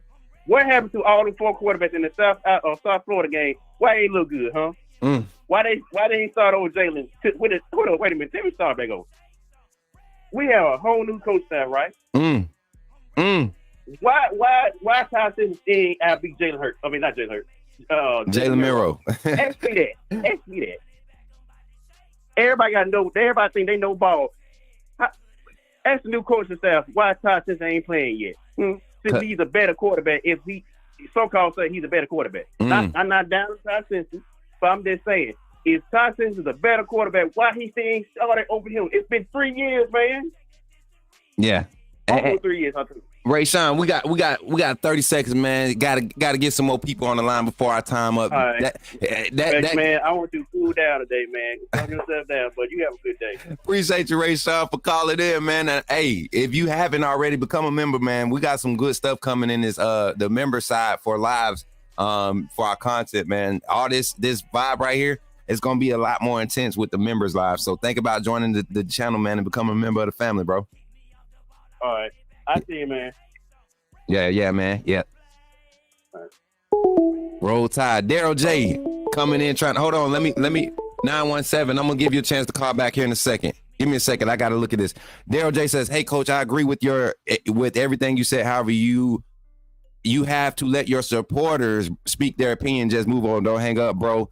No." Daryl, that's what you're not gonna do. You're not gonna tell me how to run our network. That's somebody that's a personality on the show that he understands why he got hung up on. I wouldn't do that to somebody that's new as a caller. I appreciate your suggestions, but don't come to somebody else's channel and tell them how to do what they do. Okay, that's one thing I don't do. I don't go to other people's stuff and tell them how to run their business. All right, if you're gonna enjoy it, enjoy it. You get what I'm saying? If you don't like it, it's plenty of other channels with great content that you can go and support. Much love, brother. Thank you for pulling up. And welcome to the chat. If you want to call in and talk your talk, you first time caller, I'm gonna let you talk. I don't care how crazy or stupid it sounds. I'm gonna let you talk. If it's good, if it's crazy, if it's stupid, I don't care. If it's your first time, I know how to act. Don't be insulting my intelligence. Don't do that. We family over here. I can hang up on my brother if I want to. You don't tell me. I'm just playing, man. Darryl, appreciate the suggestion though, man. But I just don't want you to get confused. I don't just do that to random callers. All right. So feel safe that you can call in. Feel safe that you can call in. Yeah, man. Hey, exact. See, you see what I'm saying, Daryl? That's my brother. Jay know we pull up to the game. He's sitting next to me. He gonna talk that same noise about Milroe, just like he talked it on the phone, and I'm gonna talk my same noise, and we're gonna be hugging every time we score, every time we make a big play. That's how it's gonna be. That's how family do. Difference of opinion. But football is football, man. And I ain't never heard no coach tell no quarterback his toes got to be pointed where he's looking and making his reads at. We got another call on the line, 228. I'm sorry, 228. I'm gonna let you call back after the previous caller that I just had to put on hold. 917. Go ahead and call back 917, and then 228. You'll be next up right after 917. We got time today, y'all. Y'all just got to give your boy a second to go get something to drink. Jay got me over here sweating, y'all. Got your boy over here sweating. I got hot off of that one. It tripping. We're gonna look at that film breakdown. I really want to. I want to do that before I take a phone call. Honestly, let's put a hold on the phone calls. Let's put a hold on the phone calls, y'all. Let's watch this. I got it. I'm curious now. I am so curious now. I gotta hear it. I gotta see what's being said. All right, so y'all wait on the phone lines. 917, I got you on the line. 917, stay in the background for me a second. Stay on the line. Do not hang up. I got you. 917, I got you. Do not hang up. 917, I got you. Do not hang up. I got you. Stay right there. I got you in the background. All right? Much love. Stay right there. I'll get you in a second. All right, we're going to watch this video. I'm not watching all 20 minutes. A quarterback that we're going to be breaking down right now, Jalen Milroe, is one of the best quarterbacks in the SEC. Brand new head coach in Kalen DeBoer. New offense. I know it's against a lesser opponent, but I just really want to get in here and see what does Jalen look like in this new offense. How comfortable is he already early on this season? Give me a timestamp to go to, Jay. And just overall the schematics of what is different for Alabama. Empty. This is one right now where just find your check down. I think that's this play, the first play. You're trying to tell me right here in 5 wide, you want him to try to find his check down. This is a straight zone look. Why I'm gonna force a check down against the zone when I could create better with my legs? Already. Everyone's dropping. They're going to play some sort of cover two. Two linebackers, Tampa two. backs turn to the inside. Everyone's getting out of there. You see everyone's dropping. I mean, there's dropping. You should right now be able to eliminate any sort of down the field passing. Just say, you know what? Like, this ain't happening. Hey, you know what? He's absolutely right. But guess what? He's at the ceiling right now. There's still a corner down here. If I throw it out here, regardless of what you say, I still am trying to count on my guy beating him. 22, I'm counting on Justice Haynes beating this DB. This DB's responsibility right now, he's going to stop. There's a ceiling he's going to stop it. He's going to watch 22. While Riz making that throw, when we were looking for the big shot with a 5-wide look. One of two things. One, use your feet and find the check down. You know, right now, everything's dead down the field. Bam, let me hit my check down. You don't. And if you don't like that, and you say, okay, everyone's dropping, you don't know it's dead. I got 4 guys lined up at this wide receiver position that run sub 4.4s, 4.3s. I got 4 of them right now at the wide receiver position on the field right now that are speedy guys that can climb. This is at the top of his drop down, and this wide receiver right here is on top of the safety right now. Got the safety bailing out. Use your legs. You're the most athletic player on the football field. Just take off and run. So thought this was something trying to force down the field, ends up taking the sack. You still got cloud over top. You still got cloud over top. That wasn't a bad play, man. He didn't force nothing. Last year, that's a forced play. I'll watch the rest later. Just that one play, I'm telling you right now. That's cloud over top. You got to get out of here, Jay. Get out of here. Rayshawn was on the line. Appreciate you for Rayshawn. We got another caller on the line. Hey, caller on the line, what's your name? And I don't even know what to say. Hey, caller on the line, what's your name? JB, coach, what's your name? What's up, JB? How you feeling? You calling in from a different number? Oh, no, that's 917. I didn't even look at it. I just hit that. JB, talk to me, man. What's going on, bro? Jay, I'm disappointed in you today, bro. We all love you, but I'm disappointed in you today. I had to step out. First of all, we're making a reference from Aaron Murray. He ain't win not one SEC championship, and he's not even in the league right now. Why are we talking about him? That's number one. Number two, they got clips of Quinn Ewers throwing a no-look touchdown pass. His feet was pointed to the flat, but he threw the ball in the slant. We not saying his feet wasn't pointed to that receiver. We saying, oh, that's a spectacular play. What we talking about here? Seriously, what we talking about here today? The man went 7 for 9 with 3 touchdown passes and 2 rushing in the first game. If you're just not watching the game and look at them stats, you're like, well, damn, Jalen Milroe played a great game. Excuse my language. I'm kind of hot right now. Me too. Go ahead. We all talking football. Go ahead. We all talking football. It's the first game. Jalen didn't need to throw the ball 20 times. Did you see that running game today? Or that on Saturday? Did y'all see that running game? Justice had 4 for 102. We don't need Jalen to throw the ball that much. If he could produce like this all season, shut the hell up on that pickiness. For real. The game, you play to win the game. I didn't see any quarterbacks from Clemson or Georgia do anything spectacular in that first half. What they do? The score was 6-6, bro. The score was boring. That game was boring. We was watching the Vanderbilt game versus Virginia Tech. Yes. And that was more that was more entertaining than that Georgia Clemson game. Exactly. So let's keep it a buck. The Georgia defense is what kept Georgia in the game. Clemson has a good D line. They just ain't got no quarterback.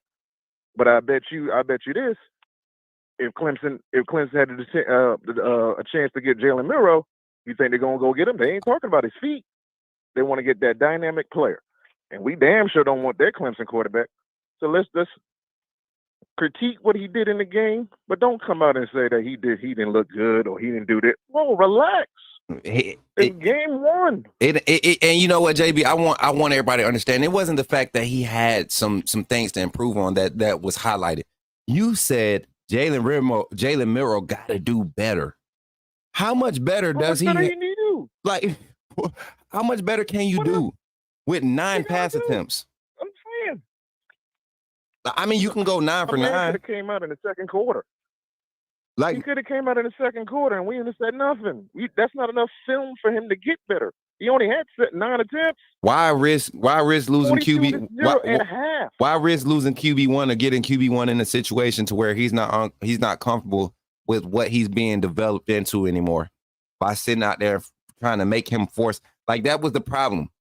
The quarterback coach, the offensive coordinators for the Bill O'Brien and also Tommy Rees, both trying to make him a pocket quarterback instead of developing the quarterback. They trying to make him a pocket quarterback, and you saw how that happened, how effective that was for our offense. It was ineffective. You look at this game. I look at efficiency. I don't even look at the numbers, JB. I look at efficiency. If we can take 7 to 9, if every 9 pass attempts he's going to complete 7 of them, multiply that times 3. You get what I'm saying? That's the type of trajectory you can make based off the stats. Don't just necessarily look at the number. Look at what he did with the number. 7 of 9 for 200. 7 of 9 for 200. Baffling. And he got to do better. To me, it's crazy. Like, okay, if you want to say do it better, then let's talk about quick reads or stuff like that. But that's not just on Jalen. That's also on the play call. Right. It's not just Jalen out there running his plays. Patrick Mahomes doesn't set his feet all the time to the receiver that he's throwing the ball to, but we say, oh, that's a great play. He threw it with his other hand. Oh, man, look at – you see what I'm saying? Yeah. And Flyboy – you can't critique. Flyboy G just made a great comment, and I want your thoughts on it, because this had a lot to do with it too. Flyboy G said we called a basic game. Milroe is good. I don't think we turned the page with first group or second group in this offensive playbook. I don't think we got, you know what? If we be honest, and I want everybody to, I don't want to say this. I don't want to put my stamp on it right now. I'm going to have to go back and fact check myself. But if we be honest, that play calling offensively looked exactly like A-Day to me. Yep. Yes, it did. I mean, exactly. We saw a lot of mesh routes. We saw a lot of crossers. We saw a lot of verts in A-Day. Like that looked like A-Day play calling to me. The basic stuff we saw on A-Day is what I feel like. Now I saw a lot more motions with the tight end coming from the boundary position, and motioning inside on that mesh concept. But I formations and stuff, we saw a lot of what we saw on A-Day. And chat, I don't know, can y'all agree? But do you agree, JB? I agree. It was kind of basic. It kept it simple. It kept it kept Milroe comfortable. But we didn't go in this game. That's the thing. We didn't go in this game looking to see how great Milroe is going to improve. We literally came in this game and say who's going to be the number 2. That's what we came in this game for. We already know Milroe's number 1. Yeah. We literally came in this game and say who's going to be number 2. Yeah. And when is Jalen coming out the game? We didn't come in here thinking Jalen's going to go for 400 yards. Yeah. No, he don't need to do that. You see this offense and what we're going to produce. Yes. He don't need to go out of his way. It's not like last year when he felt like he had to do everything. We had weapons across the board, and they were in heavy rotation. Yep. We don't need that. We just need to know, okay, just in case Jalen goes down and he starts to struggle, who's going to be our number 2? And we got plenty of options. Man, listen, I'm going to tell you one thing, and Blunt Conversation kind of said it, kind of to coincide what you were saying while you were talking. He says not showing too much. Wisconsin will get a dose, but Georgia will get confused. Most important factor, we have 2 capable QBs. I want people to listen to that last part of the statement. We have 2 capable QBs. Not just 2 capable QBs. I believe we honestly have 4 capable QBs, but we have 2 QBs that can literally keep this offense at a top level. I mean, not survive, but literally keep it at a top level. I got to get a picture, y'all, because we got a high of viewers on today. 113 live here on YouTube, man. Make sure y'all run the likes up in the chat, and we're trying to get to 100 likes. I don't know, Kimberly. I saw Kimberly said we got to 100 likes earlier, didn't she? I want to, since I got a family member on the phone. Yeah, shout out to Kimberly for staying on top of her job. Kimberly, you still in the chat? You still here after 3 hours, 3.5 hours? Girl, you working just as hard as Coach Smook. That's why I said I'm gonna hook my sister up, man. We're gonna hook our little sister up. But shout out to everybody in chat for getting us to 100 likes, man. I just wanted to say one more thing because I was picking because I really wanted to piggyback off what Piano Man said. I've been said in early July. I said, y'all remember that 2016 defense? We have a chance to look like that 2016 defense. Our offense don't need to start on their average 25. We're going to start averaging on the opposing 45 and 30. We're going to be scoring so many points on defense. Jalen might have the same game he had on Saturday. That's the sad part about having such a great defense, y'all. Your offense probably won't be able to be as explosive, but the thing is, we're going to run into teams that are going to be able to score with us. Our defense is going to have a team like I mean, schematically, the 4-2-5. And the 3-4 nickel. You know what I like to call it, but it is the 4-2-5. I looked at a lot of the alignments yesterday. I won't say I stand corrected, but a lot of the alignments yesterday, we did have a solid 4 defensive linemen look up front a lot of times. And I was not mad at it. And when I say defensive linemen, you did have some linebackers, edge linebackers, with their hands in the dirt, playing inside the 7, inside the 5. We saw a lot of tight shifts from our D-line and slants and stunts from our D-line, and the speed of those bandit type linebackers, defensive ends. That's what's showing the difference. I can't wait to see a team that can really force us to be more disciplined on the inside run game and force us to put one in the box to see how the back end reacts to it. That's what I'm curious to see about. Right. And would you think, I know you got another call out, would you also put the comparison with what Keon Sabb did on Saturday as another Javier Arenas? Nah, I won't say Javier. Javier did his a little bit more faster. Physical, man up. Javier's picks were he was literally manhandling you. That little 5'8", 185-pound bench pressing machine. Man, Javier could bench press like a mug, man. I remember seeing Javier get under the bench, man. That was my dude, boy. Man, I mean, 255. He was repping 255, bro. Repping 255. I think like 8 or 9 reps. And that was his sophomore year when I seen him do that. His sophomore year in college, not high school, y'all. Because he was small in high school. But that joker got it in college and got to Bama and got to go eating horses and chickens. Yeah, I don't know what he was eating, but that was my dude. But love the show. I'm always in the king. And I'm going to talk to y'all later in Discord. For sure, JB. Roll Tide, my brother. Roll Tide. Yes, sir. Yes, sir, man. Y'all got the phone lines. Look, y'all got me kind of tired now, man. I feel like I done went to the gym and worked out and everything, fooling with y'all on this phone line, y'all. Y'all done took the show to just about noon. What's up with y'all? Y'all enjoying it today? I wish we can keep going, y'all. I really do. But this show has been going for 3.5 hours. I'm way over our allotted time. I can't go past 3:30, y'all. It's just something that the network is trying to do. And in order for us to keep our algorithm set right, we have to end it at 3.5 hours. But what we will be doing, man, we'll be carrying a lot of this content over, especially this week. Y'all, I'm for real. Like, I'm sweating because I'm not sick or not tired. Like, I'm tired of talking. I'm tired because of the energy that y'all have caused me to bring today, man. So, yeah, man, I appreciate y'all for calling in and participating in the chat tonight, man. We're going to kick this thing off again. Tonight, I think I want to go at 7. I want to go at 7. That way we can be rounding it up 9:30ish. Don't want people up late. You got to go back to work tomorrow. And I know some of y'all will be calming down from your daily festivities around that time, 7:30, 8 o'clock. Tune in. We got that. We needed that dude to show off because they stopped us and we're moving the ball. Right. No, he ain't got me sweating. I'm always sweating in this house. Yeah, hey, and y'all, it ain't just Jay. He just the only one bold enough to say it. You got people that really want to try to critique Jalen Milroe after that game, and it's always room for constructive criticism. But I think that young man played an excellent game. But tonight we'll be diving into the conversation going into USF game. Tonight we will have a fourth quarter call, and I'll have a panel. Try to have a panelist with me, but when I exit that, when they leave the channel, when they leave the panel tonight, we'll open the phone lines up and get into the phone lines and talk some more Bama football going into the USF game. This is USF week, man. Another home game. I'm thinking about doing something. I'll know about it tonight if I'm able to do it, and meeting some of the family in T-Town. If you're interested in doing that, it'll be kind of like an opportunity to help with the network. I don't have my cameramen aren't set up yet. They won't be ready till right before Georgia game. So right now I'm resourcing, trying to anybody that wants to contribute and help out. I greatly appreciate it. Beat me down.